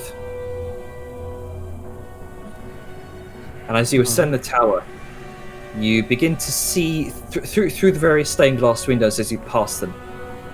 You look out and see the battle below. The remainder of the Deep Dwarf forces outside are. It appears as though, from both sides, the Arrakis and the Deep Dwellers and the Arrakis are all seemingly converging in on this one point now.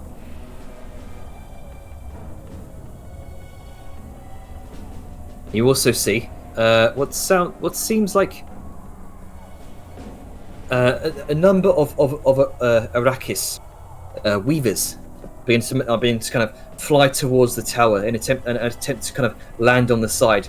However, you do see one by one they are each courses of purple lightning shatter their forms, and their sizzled bodies kind of fall down to the magma below and these courses of lightning seemingly emitting from the tower's apex. Well, we know where we're going. You continue up until the stairway comes to a stop before a large doorway. Alright, well, Liska goes through, unless it's locked. If it's locked, we Alright. unlock it. It does appear to be locked. These people lock them so much for a military institution. Seems- Anyway, Liska uses one of the many keys they have, just in case. You begin to you turn the keys, and it does unlock. Let me put you over to the map, shall we? Well, Uh, time for plan B. sorry, I have there's one feeling right now, and that is Fuck. some of us are either gonna be shit on the edge of dying, or we're all fucking dead. I have more confidence in that. We're all going to be on the edge of dying. I mean, You can feel that way. This is out of character. Yeah. Oh, well, I couldn't tell. I'll be Sorry, doing it's this not a voice otherwise. Yes, well, sorry, Ducky doesn't have a voice, and that's what made me think. Whoop. Alright. I've been doing a voice for Sao for 2 fucking years. I'm sorry, Chief, it sounds no different to me. Maybe I'm just retarded. It's subtle. It's because it's the manner in which I speak, not the tone. Oh god, we're all Okay, squished so again. that was good. Alright, yeah. Okay, where are we? There we are. Oh god. Okay, which way is? Where's the higher part of the stairs? There we go. Sorry, I just had to copy paste all the tokens because they're the. Okay, so we came in from the top bit and now we're here. Start right at the top. Now we're here. Marching order. Okay. But trying to do that. It's hard on a twisty stairwell. Okay. Okay, so the door opens, and Yes. And you see it opens up into a massive, grandiose hall.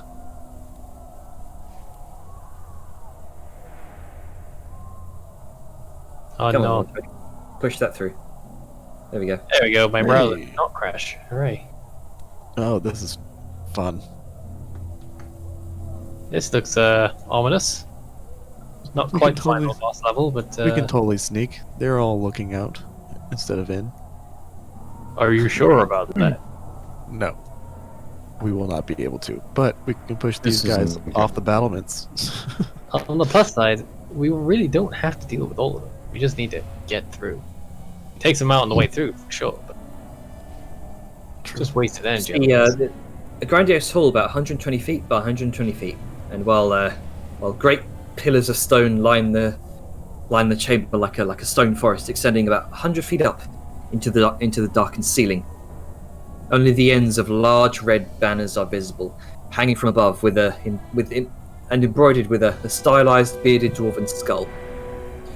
The stone masonry is immaculate, and detailed with intricate granite and marble, highlighted by the fireplace, highlighted by the firelight of numerous braziers, channels of molten iron, and the glow of the lava lake through the numerous stained glass windows from all around the chamber.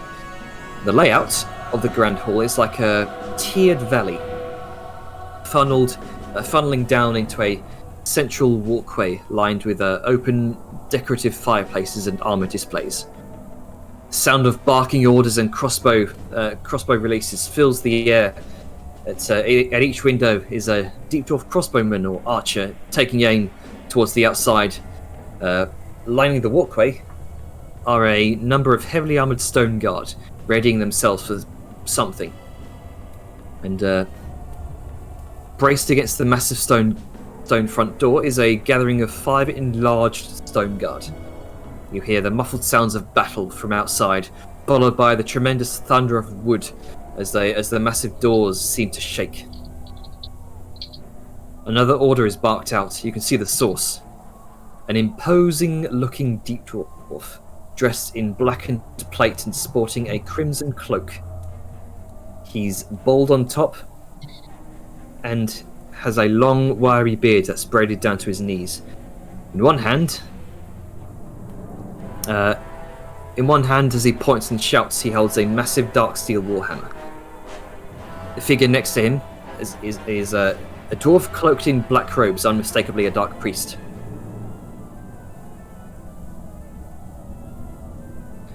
Alright.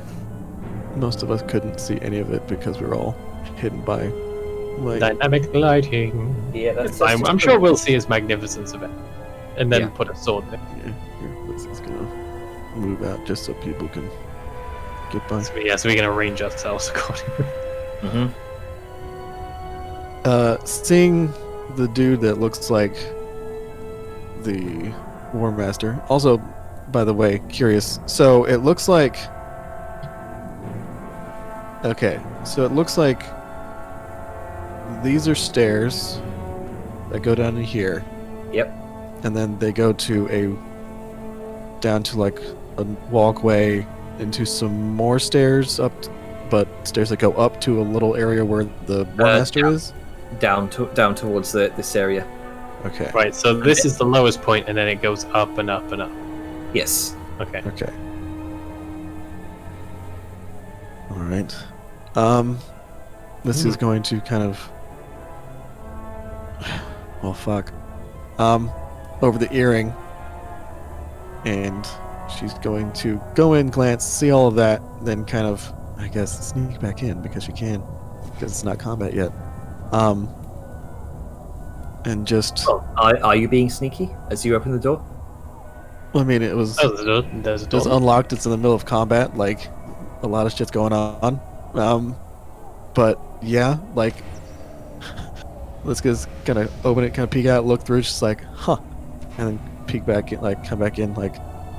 So, it looks So- like. So you're not just walking out into the open, okay? No, No. that was. Just I to only step moved back. so I can actually see what you were describing Right, because I right, couldn't right, see okay. anything of what you were saying. Okay, sorry. And then she's gonna kind of look back. It's like, okay, so it seems like the very, like the front gates are right in this next room. Archers on the left, archers on the right. It looks like their current commander is down there as well. I don't know.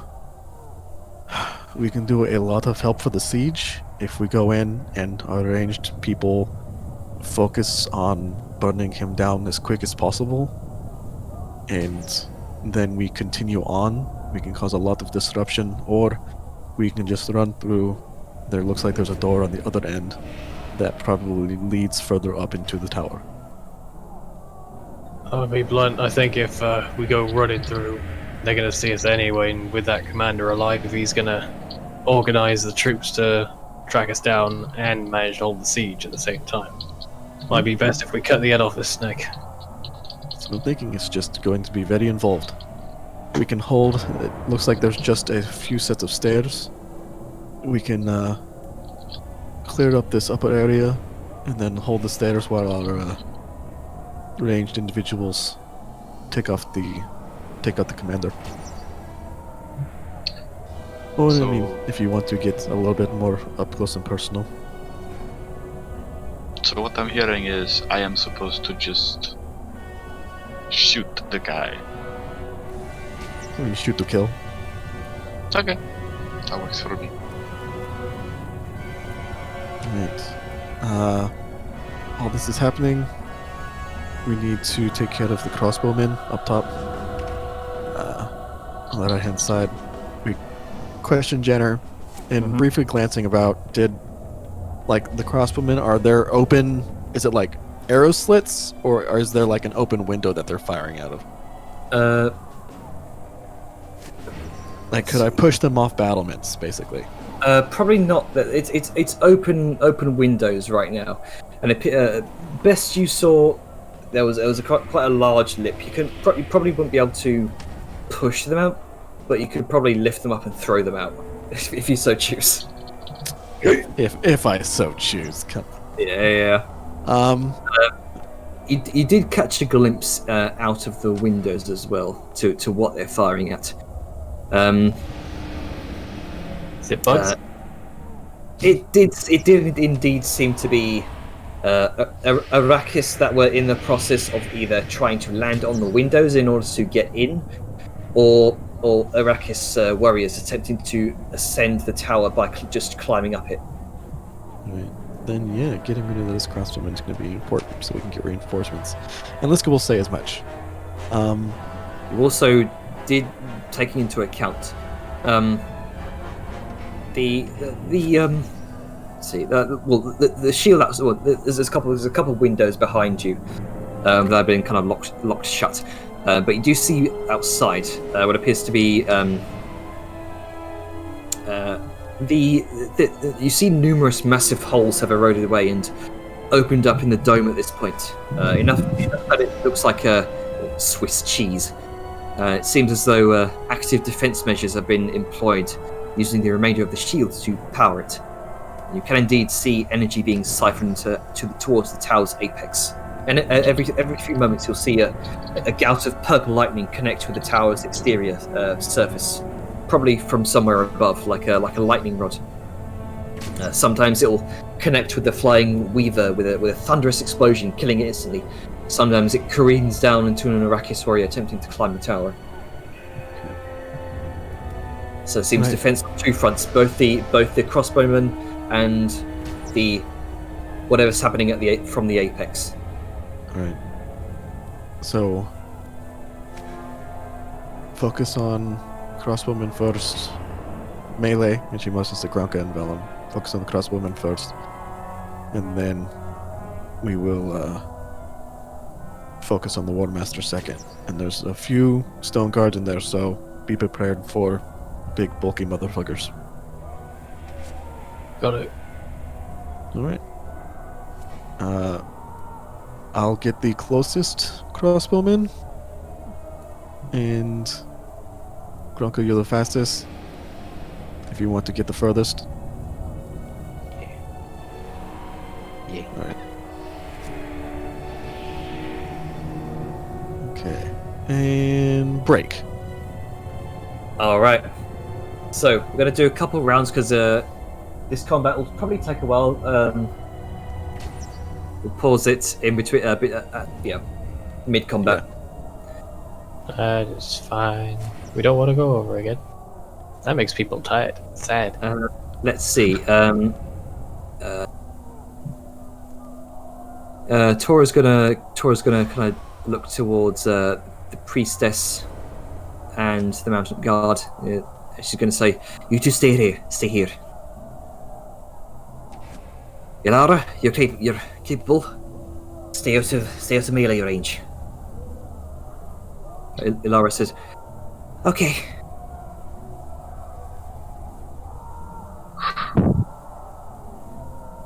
Oh no. Everything went black. And there goes Firefox. Yeah, there we go. So close.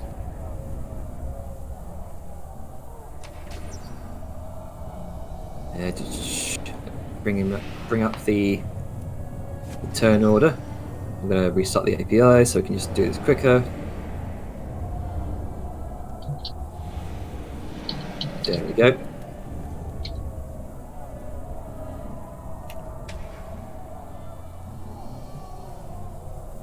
And I'll roll for each of the others. Hello.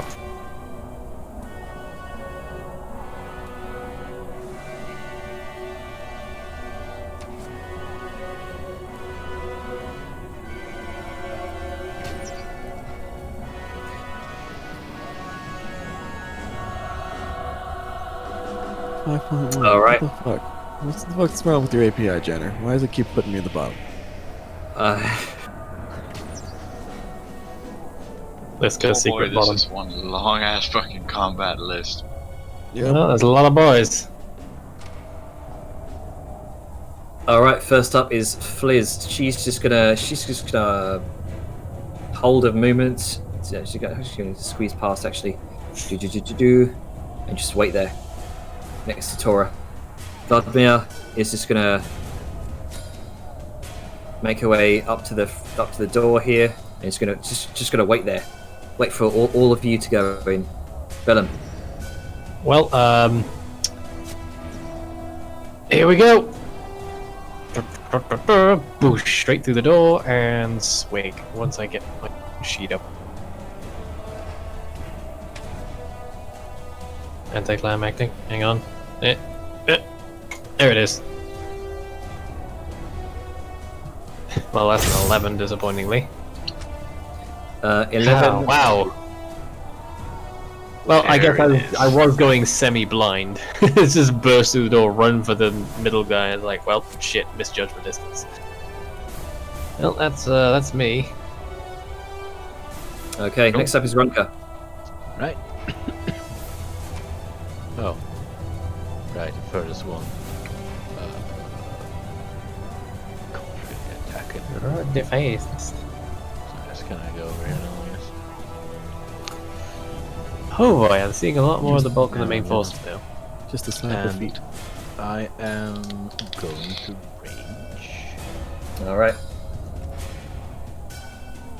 Firelight flickers in your eyes, Grunker, and the ground cracks and burns beneath you. As your Heartfire crystal ignites. Sweet. A lot of big boys. A lot.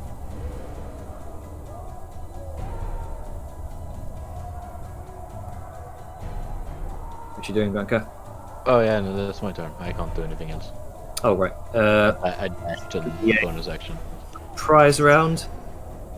Because they were expecting the other forces, but they weren't expecting you. So we'll say this is a prize round for them. Arja. Oh boy, I've yet to have visual line of sight. I don't know if I can even leave this room. It's just Right. too many people. Yeah, Like, Yeah, I mean, that's- if you dash, maybe.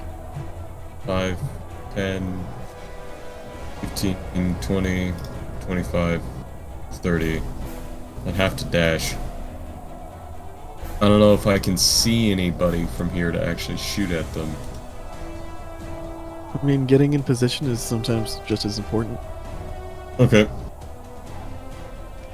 So, that's gonna have to be what I do. I'm going to get up here with 30 feet of movement. I cannot end my turn here. So I'm going to action dash. I'm gonna brace up against this. This is an actual pillar or wall. Can I use this for cover? Yes, you can. Alright. I think the reason why is I'm seeing through Torchy or somebody.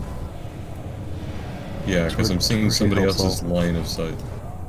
So I'm gonna squeeze up as much as I can and actually squeeze over here to make sure people cannot get a line of sight of me except for this fucker. All right. And I'm gonna have to do something. Alright, so that's all I can do. Up to you, Liska. Go fucking kick dicks. I tried to get out of your way. You did. Appreciate it. Surprise! Yeah, can... Because it was deemed possible, can Liska pick up the deep dwarf and just throw him out the window? This would be a grapple check, sure. Yeah. Quickest way to remove fucking any enemy from a battle, throw them out the fucking window. Hopefully I roll high. Hey, that's high. 6. That's No. low. So yeah, so So- Liska just kind of like, You're having grappled. Liska will throw him out the window. Okay. Wilhelm scream as he just disappears out the window, out of the open window, and like Homer falling down the cliff, because the island this tower is situated on isn't like a sheer cliff; it's at an angle. He just like does all like doe. Yeah, and he's gone. He's gone. He's gone, forever gone. Tora actually sees this and just says, "Ha! Nice arm." Yep. And then, let's see, how much movement was that? So, hold on. Oh, that's, okay, yeah. That one's going to be right here. The extra 5 feet of movement. That was an action, and that's turn. Tora's gonna come out. Heavily on the footfalls. Let's see. She can move 30 feet. She's gonna look around to see where you mentioned this this commander was. She's going to spot him down by the stairs.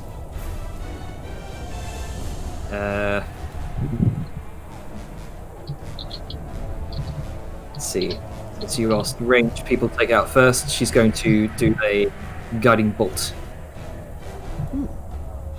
My favorite spell. It's a really good spell. Where is it? There it is. At I'll say.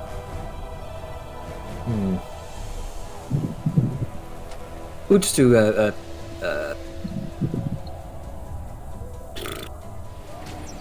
Second level.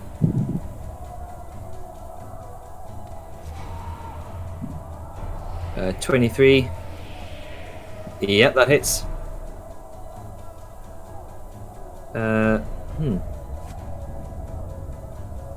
I have a question. Yeah. Which is a small thing. Are any of us considered like, and this is kind of a weird thing, are any of us considered hidden from the people who don't know we're here? Like, would that guiding bolt get advantage on the attack? Because we're not necessarily trying to. Never mind, we didn't roll a stealth check. We're not hiding. Never mind. Nope. They may have a hard time Yeah. seeing us because of the elevation, but they know we're there. Not anymore, I but it mean- is a surprise round. So there's Right. that. The moment I fire my gun, Yeah, they know. they'll be like, Everyone in "Oh, the hey, something's entire happening." underground will know. Tora extends her hand, golden light shining ablaze, and thrusts her arm forward. This beam of divine light kind of courses like a bolt from her hand and hits the War Master for 17 points of radiant damage.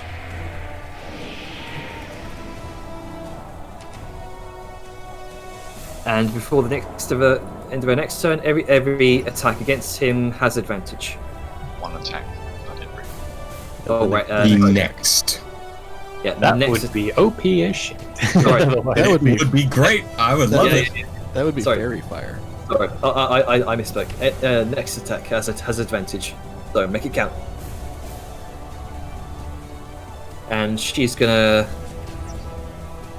So that was her movement. That was her action. That's gonna be her turn. Bonus action. She's just gonna throw up an armored middle finger towards the War Master. Alrighty. And I'm basically just gonna.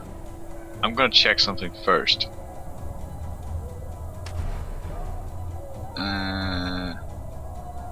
Where's the fucking War Master at? I'm there. Right in my fucking blind spot.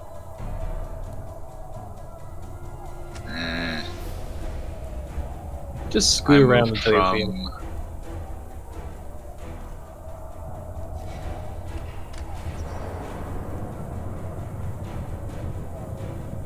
I have some issues with my fucking browser at the moment, so I'm gonna just relog for a quick second. No problem. Okay. So, what would you like to do in the meantime? I could roll an attack if you like. You would not need to because I'm loading back in right now. Okay. It's just because sometimes my browser has this issue of displaying something that I've moused over, but keeping it displayed.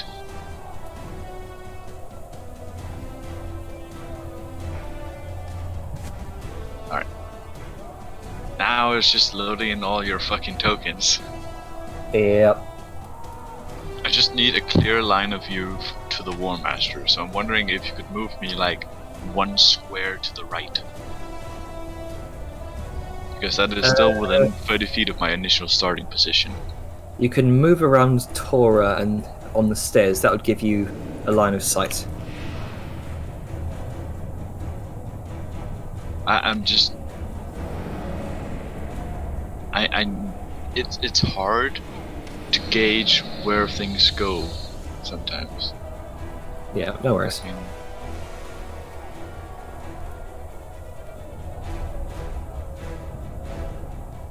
I don't have any fucking line of sight to the War Master.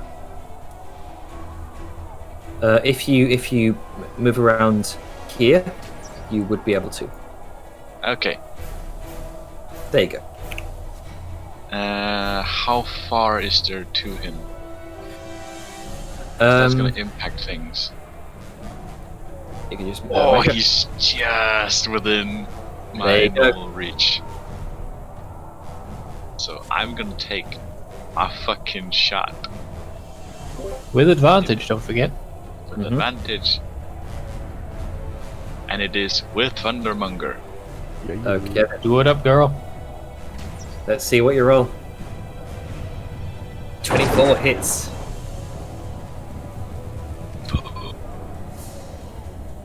For Oh, 15 wait. pierce damage. Why didn't fucking Is it doing that Thundermonger. bug again? Just click the Thundermonger thing individually and it'll come out.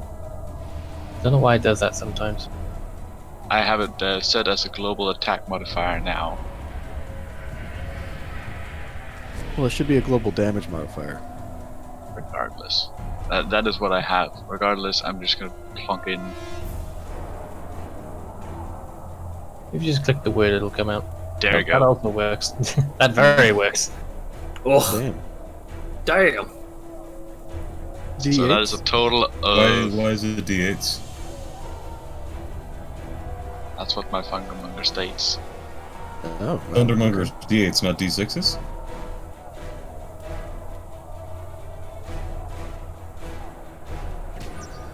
We changed it, right?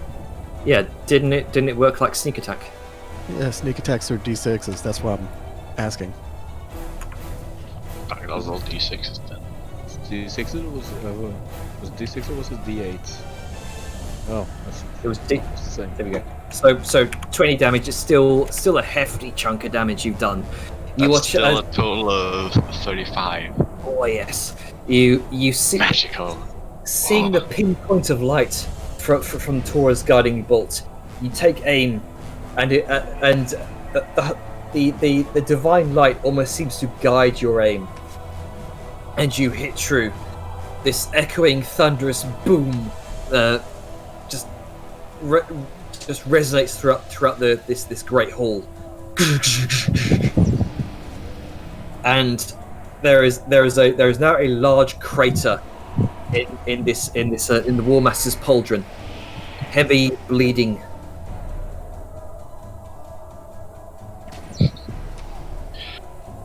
Can I say something? Go ahead. And you just had to call him War Master, so I have to do my inner 40k here.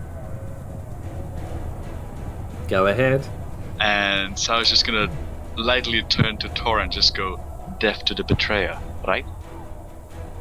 Right. Nice shot, by the way. Drive me closer so I can hit him with my sword.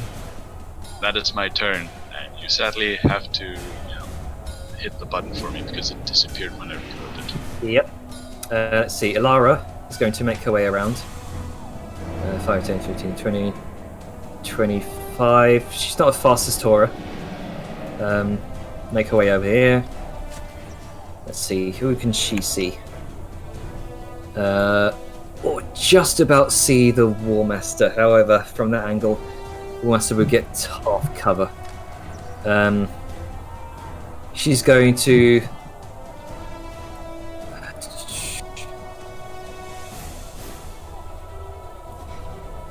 She's going to utter a similar phrase to Tora. Divine fire lights up in her hand, and she's going to cast Guiding Bolt.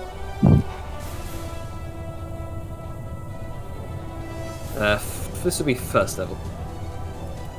That should be public. There we go. Guiding Bolt, first level. 19. 19 just about misses, and it watches the divine fire skips across the blood crimson rogue, which kind of gets to itself a little bit. Tora kind of turns towards Ilara and says, "Students excel past the master," with a sort of playful grin. Ilara just gives her a pat on the shoulder. Let's see. This is a surprise round. He can't do shit. Let's see. Fliz next. She's going to come out, kind of skip around here, and is going to take aim towards this steep dwarf for two Dark Iron crossbow attacks. Boom, boom. Both of those hit for 3 damage and 8 damage. So 11. 11 overall. Boom, boom. Two searing hot bolts against in either of his shoulders. Vadmir is going to make her way out here as well. She's going to kind of hang back. Kind of look past Liska for now. And is going to make a prismatic burst. Which misses completely. Vellum. Oh, Babu is not ready for war. Right, No, so, he's not. okay, so there's some stairs there, so I'm trying to scoot up a little bit. She looks very anxious. And once more with feeling.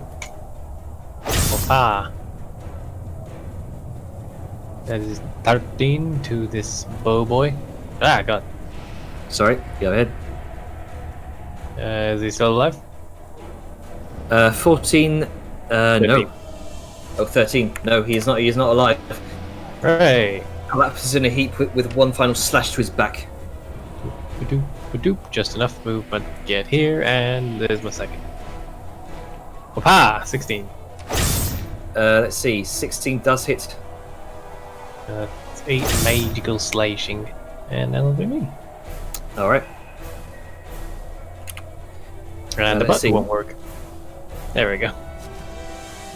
Danin's gonna and make his way out, breathing heavily. He's not ready for war, but at least he's gonna do what he can. He's gonna take heed of what was said earlier. Gonna focus his attacks on some sort of War Master, and he knows what a War Master looks like. He knows what his boss looks like. Yeah. It's cathartic. Payback's a let's see. bitch. Can only move 25 feet, so he can only get about there. So for now, for the meantime, he's just gonna throw a firebolt on the last deep dwarf that you can see.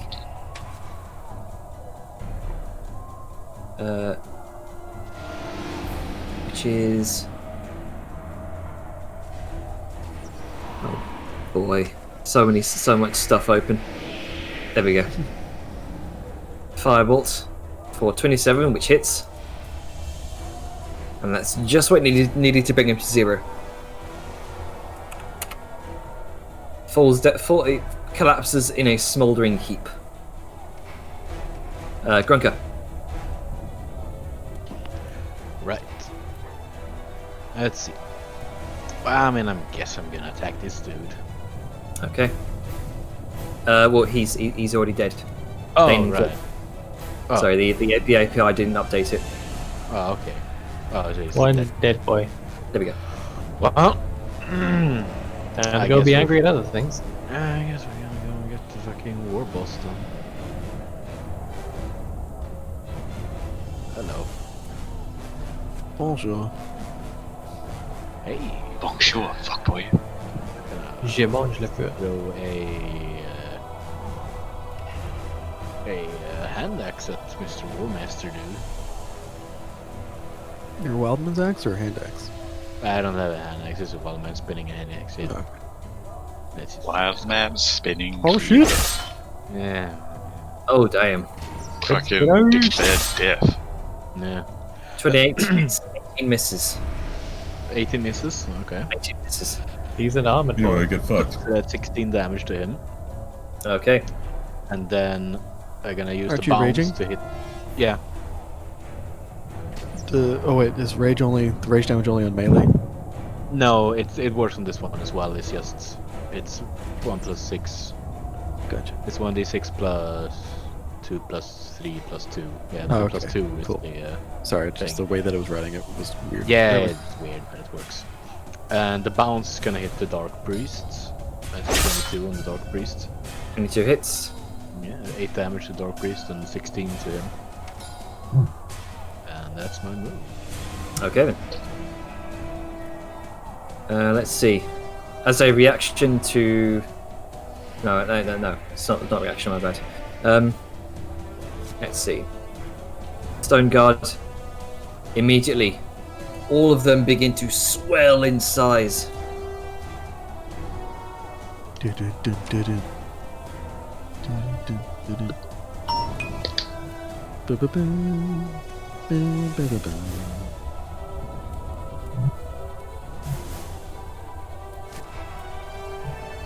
next one, and the next one, and the next one.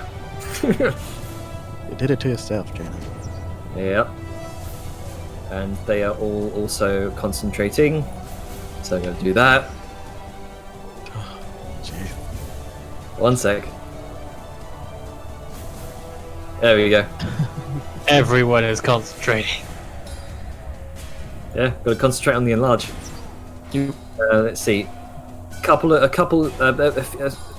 group of about 4 stone guard begin to break away at this cacophonous charge from within their own walls, and they're going to make their way over towards here.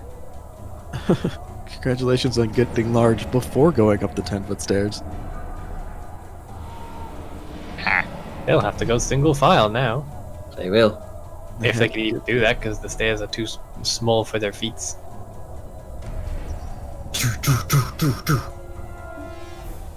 Couldn't get to there. I'm gonna make use of the cover.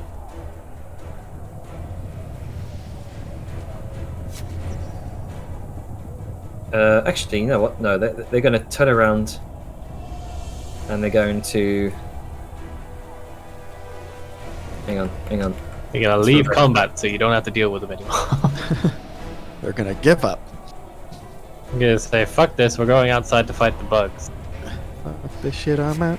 They just get to the stairs and they're like, They're going to pull out what looks like a bunch of large javelins from over their back.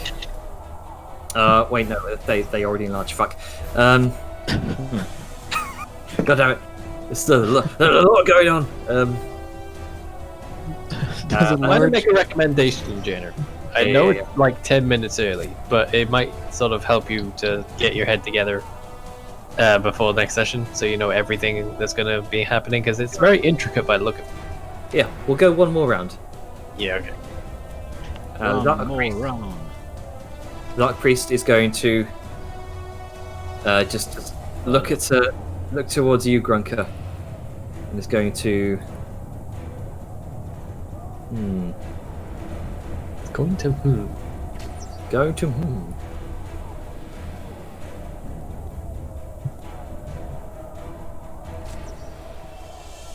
Be like, hey. Let's see from there. Ah, yes. see shit.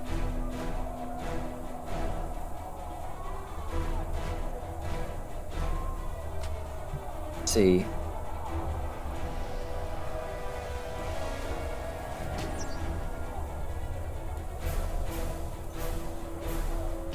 It's good. It is almost dead though. Oh.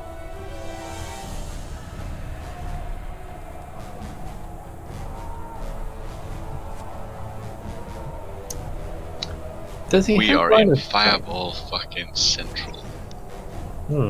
That's like 2. No, he's on the second tier, so we might. Yeah.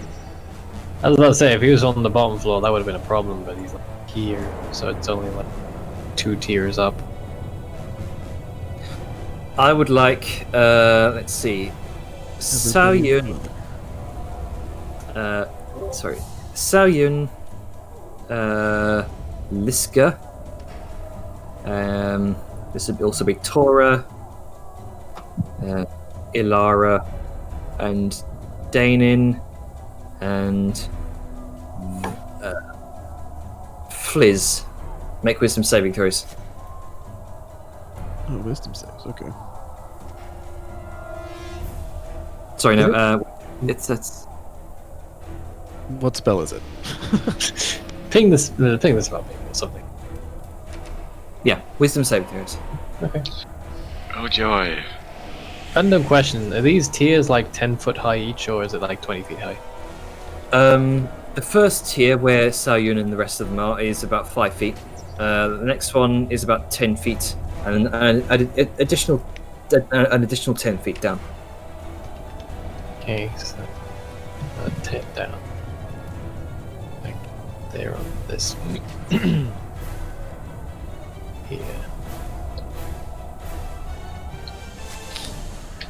Finally rolling high for wisdom saves. Hmm. 21. Okay, Alright. checks out. You feel Tora out here with the 26. Yeah, and the cleric rolled a 7. you feel some sort of slowing of time, but you power through it. All except Ilara. I don't want to say this, but Vladimir is also in that range. Danin also needs to make his save. Is Audrey in the range? Yeah. Well, 1, 2, 3, 4, 5, 6. There's you choose 6. Oh, you choose the targets. It's not everyone in it. Okay, Yeah. good to know. Ilara, you look over your shoulder, Liska, see Ilara moving in slow motion. And Dark Priest is going to scurry on over here. Where? Oh, right there. Aja. Alright. I'm gonna... Well, it's a little bit harder now. Now I'm boxed in, so I'm really squeezed up against this wall. So I'm gonna have to... 5, 10, 15. Okay. 25, 30. And I'm gonna... Hey, can I see anybody? Ooh. Just...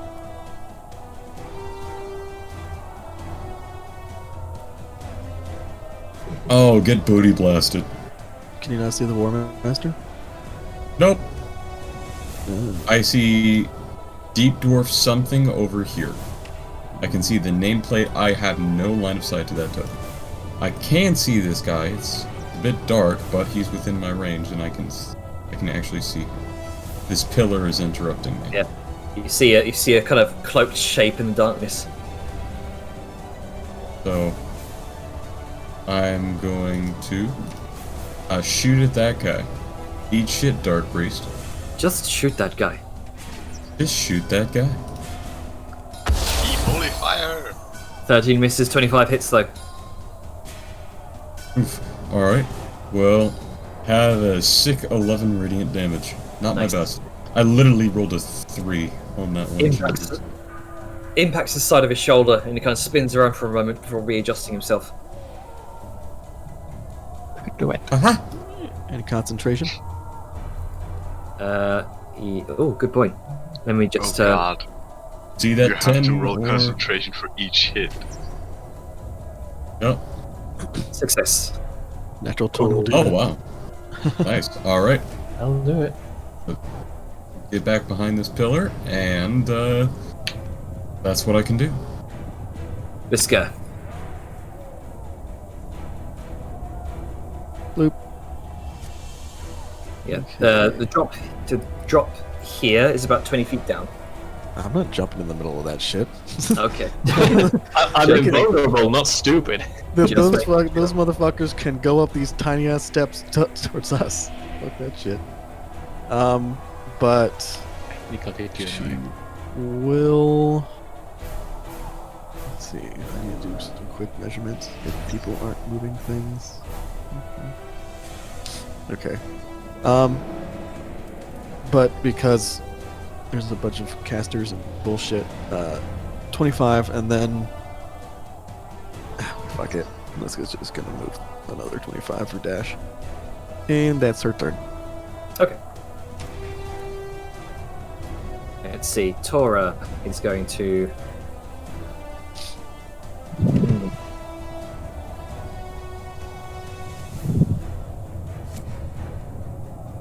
It's gonna pick up. Looks like her large shield and a mace. Going to start charging this way.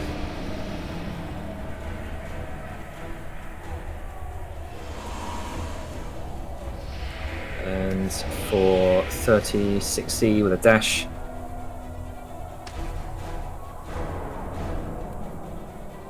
40, another 20.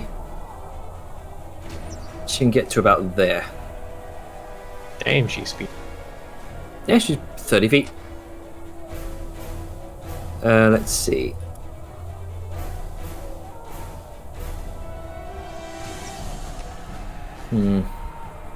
Bonus action, she's going to conjure a spiritual weapon by her side, which takes the form of a large warhammer, but the head of the hammer is shaped like an anvil.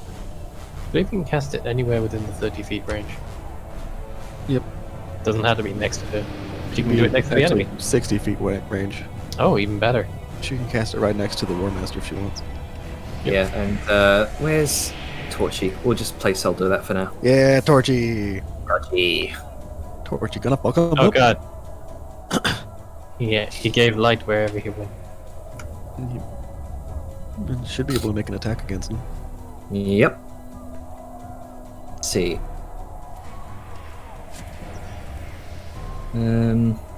Melee spell attack. Oh, I need to manually if I could do this. So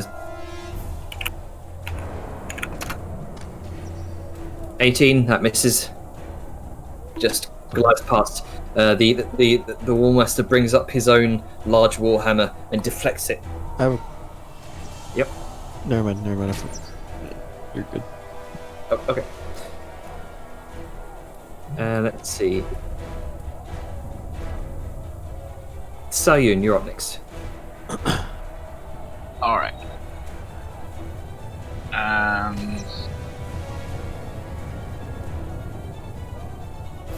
We agreed upon Fungermonger triggering a sneak attack, right? Yes. Okay, so I need either an ally within a target or advantage to trigger it. Yes. Alright. Can you go prone? I'm on a stair. It'll be awkward as fuck, but yeah. I don't I see don't why know. Who are you trying to shoot? The War Master. Got it. Oh, I can see him now. Yeah, Yeah, there's Torchy. Torchy there. Oh, that's why. I'm down for, like... I mean, I understand the pillars are kind of in the way, but I'm totally down for removing dynamic shadows so we can actually see this entire map. Yeah. If anything, we are gonna check with line of sight anyway. Yeah. Sure. Okay. It might make it a little easier on some people's computers. I personally like the dynamic lighting. Keeps things for surprise when we can look at the map after. That's just my opinion.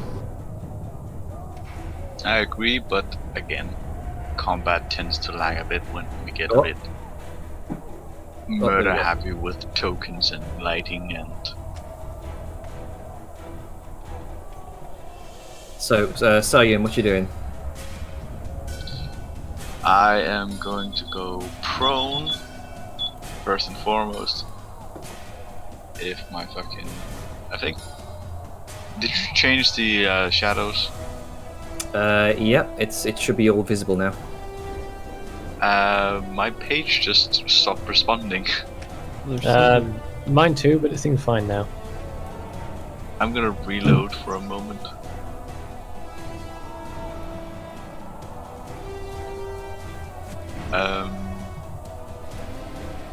But TLDR, go prone to have advantage, then shoot the War Master. Okay. Are you pondermongering? I have access to my sheet in a hot minute. So let me just do the roly-poly. Roly-poly ravioli. Roly roly rolling thunder. Thunder. Oh god, why does this actually go so There we go. slow? Everything is just fucking dying right now for me. Yeah, page unresponsive. I will roll attack for you. With it. I will let you know right now, I can't see shit. Yeah, you can watch the stream. Might have to. Okay, so that's your thunder cannon, yeah. Yes. All right, roll with advantage. 20 hits. 20 just about hits. 20 just about hits for 7 piercing damage. And Thundermonger. And Thundermonger. It's just 46.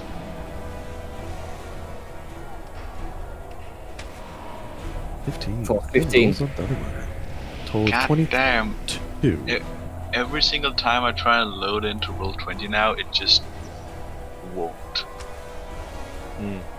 It's weird because I can still see the pillars. Like the shadow Yeah. pillars. You bet. That's weird. Yeah, and I refreshed and I can like move my thing around. Oh, is it Torchy that's doing it? Maybe? I can No, delete. yeah, there are still shadows. Yeah, no, there's still shadows. There we go. Now Okay. I'm here. God, So- I thought you putting too much pressure on. Everyone's confused. Dayun, make that a killing blow. Oh wow. God damn. Like, Yeah, you guys Um, fucking put this guy down. Alright. And just so we're clear on this, I describe the killing blow and then we end. Yes. Much to the surprise of the War Master, he gets a face full of lead and thunder, and proceeds to fall forward down the stairs in front of his fucking stone guards. Okay. Immediately, the bullet enters his forehead, and just an explosion of gore out the back of his head, as his entire cranium is just blown apart, and his limp corpse just clatters down the stairs and slides to a halt in front of the guardsmen, who all turn their attention towards the upstairs. And you gather that hell is coming your way. With that, we will end there. Suck my lack of orcish nuts. Hell is coming, but it's got a lot to get through before it gets there. Yeah, they're chunky boys. They can't really, Yeah. fit. They gotta come one at a time, and then we just whack them back down the stairs. Yeah. I honestly thought it would be a bit, a bit more. Yeah, Just kinda- you guys focused all your attacks on him, so Yeah. you didn't. Plus the surprise round. Focus didn't fire. take a turn. Yeah. This is what happens when you get a 1 in initiative. Yeah. yeah. I mean, yeah. And a You surprise. got fucked in You're every just- way possible. He was very surprised. I think we can say that. He was extremely Um, surprised. I do think, yeah, it's just like we go in, we kill this crossbowman, we kill the war master, and suddenly it's just like, oh well, we did everything we need to. Let's continue up the tower. Yeah, we don't It's just really like- need to stick around, do we? We can just fucking leave. Yeah, it's like sweet, cool. It's like fucking. That was a fucking surgical strike. Yeah, that like was. That was. Shock and awe. it's like the feels when the plan works too well. It's just like, It's like, wait, shit. I'm not used to things going this well. What do We had all this extra mojo and nowhere to put it. Isn't it Oh, great well. how things go when we have resources and aren't like fucking stretched super thin? Oh yeah, it's nice not to take damage as well. Yeah, Oh, none yeah. of us took damage that round. No. You did good. No, man. no one We took damage this this session, I entire think. session in the 3 combats that we had. I mean, we have kind of just We're blitzed getting them. that fucking payback for all the goddamn bullshit Kazakhstan did to us. Mm, Yeah. Fucker. Yeah. He's dead now. just leaving that there for me next time because I'm gonna forget. He's in a better place. No, he isn't. He's good that he isn't. He's in deep Twitter hell now. So you've begun your ascension up the Obsidian Spire. That's good stuff. Mm, Sweet. don't go fuck up some mind chatty boy. Yeah. He's somewhere. Oh, So yeah, do you sleepy boys want a skills first? If you got any. I only have 2, but they're kind of the same. 1, good that you're recording. Who are you recording? And actually, said beforehand that I don't I'm gonna know. record. I don't know if I'm recording. Am I recording? Imagine if it turned out you looked and you actually weren't recording. Yes, yes, I'm recording. Um, My God. Second thing, I'm actually happy you took the don't do skill checks all the time. Yeah, you caught me on that one. Thanks for reminding me. yeah, it's nice to just be able to find stuff when you're not under pressure to do so. Like keys and other things that wouldn't necessarily be too hidden on the body. It's just like, you normally have a key in the pocket or in the belt. Yeah. You're not making a loose soul Yeah, on you. should. Pocket's the first thing you look in. So, Yeah. sure. Yeah, it would take like maybe 10 seconds to rummage through a person's pockets at best. Yeah. Depends on many pockets, yeah. I Do you also have hope, anything else, Gabbo? I hope you like the maps because I worked hard on them. Yeah, it looked really cool. Mhm. In fact, I'll since you pretty much explored the dungeon and the main, the grand hall, I'll just stick the maps in the stream there. Sorry, in the party chat. Did you have any skittles, Gabob? Not really. I feel like it was. Yeah, I don't think too much. I think maybe trying to keep a bit of a. I mean, it's a lot, but try and keep a bit of a check on the NPCs so that they're not just still over halfway across the map doing just Yeah. nothing. Even Yeah. though we have been specifically said that, oh yeah, you can come now and like eat and find your gear. Yeah, especially I kinda- since we're in a combat situation. If we think they're back there, we're going to behave like they're back there. Yeah, I kind of felt like when everybody was doing there with Liska and Valan and stuff were raiding the storage and the kitchen and stuff, then I felt like they could have come up here and find their stuff or eat and whatever. So we could have done Yeah, that. I think over time. I'll work on that. Yeah, I mean it's a lot to keep track of at the same time. It's like I'm keeping track of 6 NPCs here. And whose fault is that? Yeah, I mean it's just the princess alive. That's nice. May I go next because I would like to bathroom and shower? Positive. Hooray! We actually found the person we were fucking looking for. Like, goddamn! You think finding 2 people in the underground wouldn't take this long? Like what? The entirety of the adventure down here, the entirety of the arc, which isn't a complaint. It was good that we found them, which is good. It had been so long that I'd forgotten who the fuck they were, but we found them. That's the important part. Wow. Why do you think I had Aja come over and confirm their identities? Because I'd completely forgotten. Yeah, that'll be the high priestess, and that will be the daughter. Yeah, there we go. Or something. Another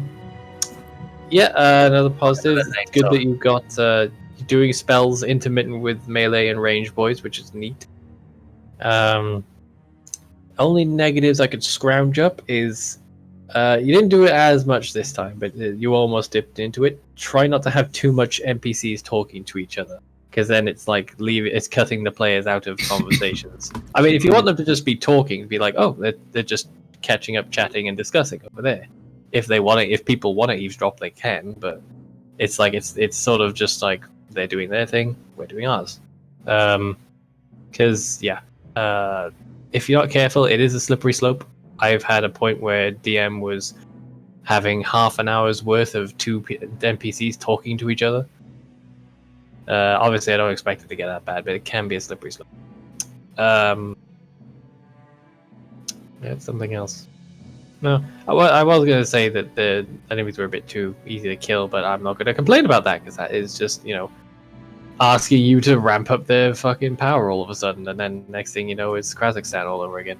I mean, sometimes like Sometimes not everything scales up to your level.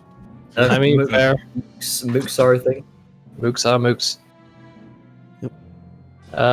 But yeah, the other thing I was going to say was already discussed. So yeah, I had a fun time. Can't wait to fuck some shit up.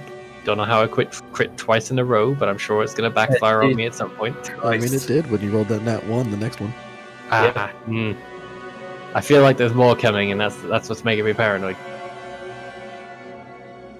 But yeah, I'm gonna bounce. Thank you for a station, Jaina. Okay. And I'll chat to you guys in text. Yeah. I'm gonna go as well, so See you later, Sam. Let's see. Positives. It was just good. Liked the whole layout. Liked how we did, like, everything's kind of coming up Millhouse right now.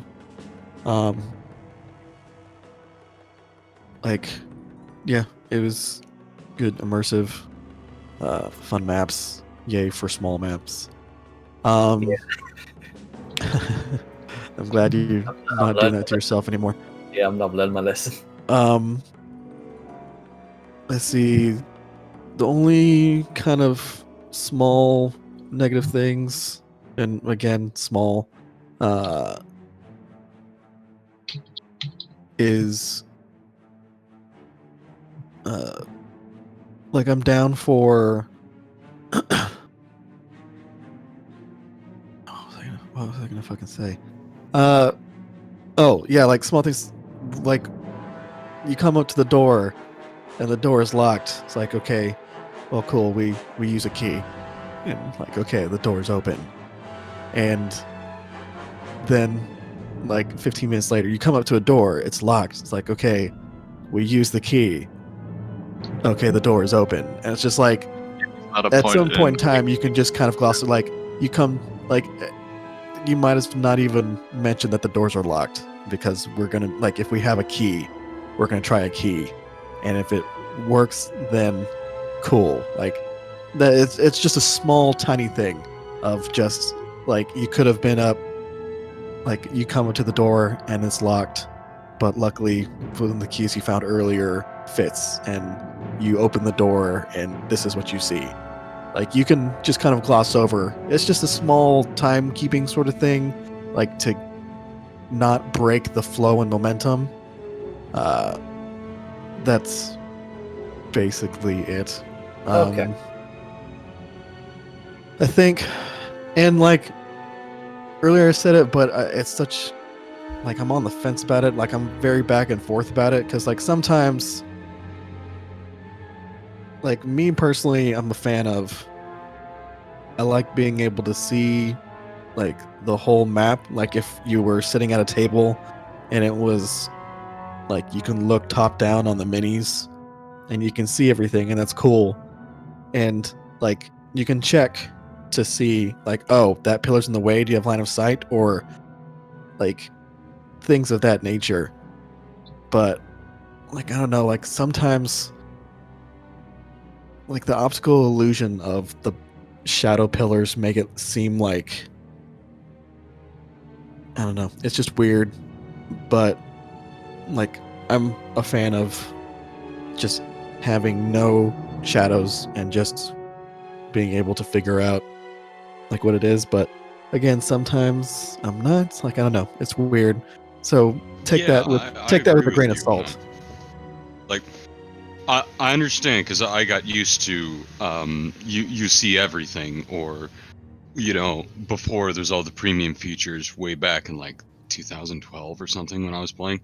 2013, the GM would just draw a black box over it and hide it so you couldn't see everything, but then you delete the box, you could see everything. There you go, right?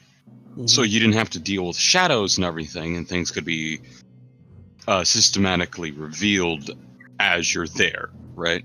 But at the same time, this is like a passive version of that. I appreciate the shadows, it's really cool. I I prefer the lightings and effects and stuff. It adds to the atmosphere. It helps pull me in. I think it's really cool, but I totally understand where you're coming from of how, like, you know, optical illusions, or it can be confusing sometimes, or you can't plan for everything because you can't look down and see everything. But again, part of me likes that you can't see everything, and Yeah. it does lend to, like I said before, little surprises. Yeah, and I mean that's definitely true, but like I think the reason that it stuck out a bit more this session is Mhm. because if we're in like a small jail cell and like with thin hallways and none of our characters can't fit in everything, that entire time y'all are having a conversation with Tora and all that, I couldn't see her. I couldn't see who was talking. Like Liska was just sitting there on her own in this hallway, not able to see anybody, and that removed me from the entire narrative, like the entire conversation. Yeah. I was just sitting here twiddling my thumbs because I was like, I can't see who's talking. I don't know what's going on. Like I don't know where they are, what's happening. When Janner described the entire throne room, like he went into this huge sweeping things, but none We of us don't- could see well, it. no, 'cause we Yeah, weren't there. so that's like that's kind of what I'm getting at. Like sometimes it's great just being able to see it, but sometimes it's a disconnect. It's a very like it's a balance sort of thing. It's very one or the hard other to- really firmly, and I have to agree with that. And because it's so polarized, you end up feeling somewhere in the middle. I Mhm. think that if you're gonna do something narrative, there should be no effects, nothing blocking it, or you should at least cancel, reveal, pull up some kind of image to show whatever, so that way, as you go on your big cool narrative monologue, because you like to go on big cool narrative monologues and describe things, you know, all the way down to the little spells and what's going on. If we can't see it, it can be very hard to get immersed into it. But Yeah. at the same time, for combat and for people sneaking around or bum rushing into a room, I think then it's cool, because then it sort of simulates the fog of war. Outside of the intensity of the fog of war, you know, it's a narrative hamper, and that's all that's happening in those moments is narrative. Yeah, Also, and you know, and for like, I'm curious about the other people because it was just Vellum and I that Yeah. were there. Like, what were y'all thinking when we were fighting against, well, quote unquote, fighting the butcher? Like, or when we were up attacking, like Azure, like Atlas, you were way back there with Azure. I was while way we were back taking cover. I have no idea what's fucking going on. I couldn't visualize hardly anything. Yeah, so Um, like, and I think that's kind of, yeah, it's very much a balance sort of thing where in certain situations it's just like, okay, cool, like that's happening and y'all are describing something awesome, but like, I don't know, it just takes away some of the cinematography of it. Yeah. Like, and like, I don't know, because I remember when we first found the room that Fizzy and whatever was in, like when we first got into the room where she was, Mhm. and then we had all those pillars and the shadows were being crazy, and we're like, hey, can we just remove the shadows real quick, like from like the inner columns so they're not being weird? And that opened up like pretty much the entire room so we can see, and like that was cool because you still left the shadows of like the outer walls and Okay. whatnot that led to the rooms like where the Yeah. potions were. And I don't know, I guess like maybe be more I guess my suggestion is be more selective with what you want having shadows versus what Yeah. does. Right. If I Okay. can Mm-hmm. Feel free. Janner, when it comes to having shadows and having grand rooms that are decorated beyond fucking belief, take a moment and put yourself in our shoes. Yeah. Our point yeah. of view is usually singular, and if something blocks our line of sight, we can't see beyond that. So if there's a million small pillars, figuratively, and we So- see a bunch of fucking tiny streaks of what is visible, it's gonna be confusing. Yeah. Yeah. And So it's gonna so take a what lot I'm of PC power on our end. what I'm getting at here is the pillars seem to be the main issue here, blocking out line of sight for pretty much everything. Lots of big pillars, or rather, lots of little pillars. Like it is said before, consider keeping some of the bigger pillars and things like that. If it's a big part of a wall or like a stalagmite in a cave or something, you can do that. But if it's little structural pillars, stuff like that, just take, a black filled box on Roll20, or if you want to do it in Photoshop, whatever works for you, and just have the outside be stroked with dotted yellow so it looks like the little hazard signs or something like that, right? And plop that in the middle to let us know this is a solid impassable pillar. Yeah. It's dark, it's small, it's not incredibly invasive, but it's clear and distinct, and it says this isn't an impassable pillar, it's invisible, you can't see through this, so that way we're not cluttering up your big cool center area with a bunch of black streaks. And also that way it gives us an easily identifiable but also non-intrusive key, visual key. Yeah, I like that a lot. I second that. Yeah, Okay. That's the thing I actually do a lot when it comes to my own map making, because a D&D server I'm on, I have housing to do with. I usually make maps in my spare time if I have an idea for something. And if there's something that blocks out or is just like a pillar, I give it a nice neat little outline and then a fucking black-assed fucking square in the center to indicate this is a pillar. Mm-hmm. That works really well too. And on Roll20, it is dummy fast and dummy You just easy. click and drag that block. Yeah. And it's So- definitely Works. cuts down on like dynamic shadows taxing your system. Yeah. So Exactly. what I'll do Like from Phil now and on Crash is frequently in Kentucky now. what I'll do from now on is any sort. I'll just outline the center, the sort of the outline of the map. I'll keep the dynamic shadows away from the annoying center pillars in like the middle of the map. Yeah. Just save it for the bigger objects, for the solid walls. Mhm. Things like the bars, you might not need to do the bars over cages, because that makes it hard to even see the token or read the nameplate. So Yeah. that doesn't work so well. I have a skittle that kind of ties into this for my skittle. If we're done on that point, if I could say it really quick. Sure. I'm done. On the note of visibility, 1, I highly recommend you change your DM color instead of black to be like a grayish color, because that way if it's in the black area, we can't see your black circle ping. We can't see your black ruler marks. If you make it just a dark gray or a light gray, whatever you want to do, Or you something make it like white. that.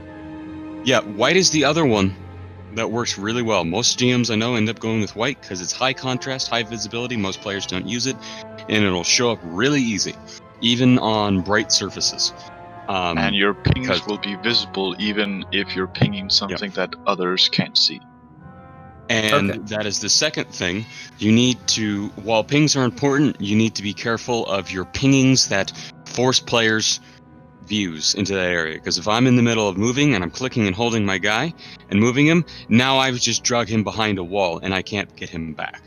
Yeah, I have to that delete happened him to and me control earlier. D. Or you're just messing with me while I'm doing stuff. I'm trying to look at something and then you grab my head and pulls me out. It pisses me the hell off. It's Right. a really Sorry. small thing. So please do not forcibly move our cameras unless somebody asks, "Where is this?" And you need to do that. Because because every single ping you do is a look here ping, and it is just a little bit annoying. So that is a very small thing to even consider. It's just like a more of a courtesy thing than anything. But it makes a Overall, huge difference. that's just nitpicking. So I can see where you're pinging, and also if I can see where you're pinging more often, you won't have to drag me to it. So just food for thought. Other than Right. that, excellent session. I like how quick things were.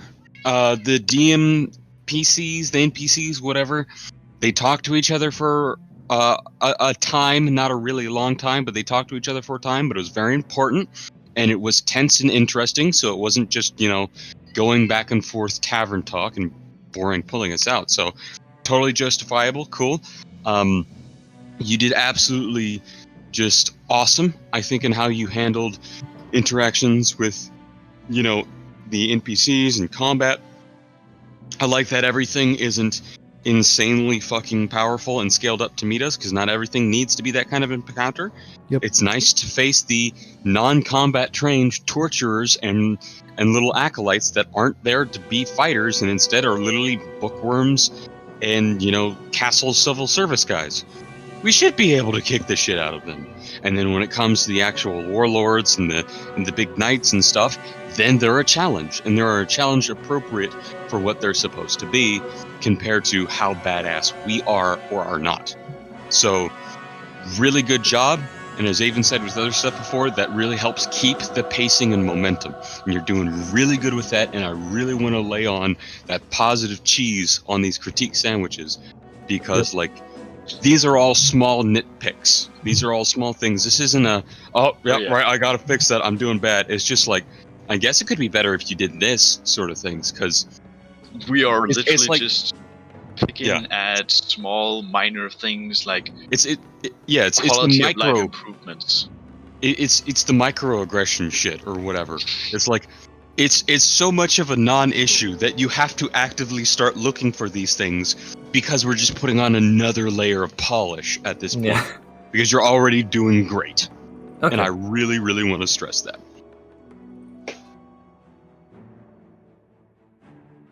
Okay. And that's all I have. Now that you're done stroking my ego, I will stop recording here. Actually, All right. I think we've all done our skittles. I think so. All right. Anybody else have anything to add? Anything they want to compliment Jenner on and really give positive support? Anyone have anything they want to say that other players did well, and do petitions for inspirations? I think an in-game petition for one person to get an inspiration point would be a fun thing to do. Reward positive roleplay, cool moments, whatever. I would actually like to if you- petition for Avon to get inspiration for not killing the butcher. Just Okay. bonking him. We just talked about that. Yeah. Thank you. I mean, I'll vote Liska for that. could at any point just have gone, I'm gonna turn your head into paste. But no. Yeah, rewarding non-murder hoboing. Mhm. Well, he was just like a mind-controlled butcher. it's like trying to go in and kill Vellum. Yeah, I mean, we did talk about how, both in character, that these are just mind-controlled people. The fact that he also started speaking in a fucking spooky voice just showed. So, Yep. I also want to, if possible, he's not here right now, but inspiration for Vellum, because or we'll say whatever, because that little them going together to do like a clean sweep of the rooms was just like a cool little small side character thing, like a side moment thing, and it was like, I don't know, like the closest thing to bromance that Vellum's probably ever gonna get. Like, and I don't know, it was just a really neat moment that I greatly enjoyed between the two characters. So that is my petition for. And also, Atlas, so is there something up with Azure right now? Like, did he fail his weird dream save? He did not, Okay. because he does not sleep. Okay, so he's just being weirder than normal. I think it's the heat Yeah. getting to him. Okay. No, he is being weirder and normal, and that's for a reason, because he's becoming much more astute of things and realizing the consequences and some of the gravities, and he's sort of having to kick things into overdrive, and his meekness and showing it is not so important to him at the moment. Gotcha.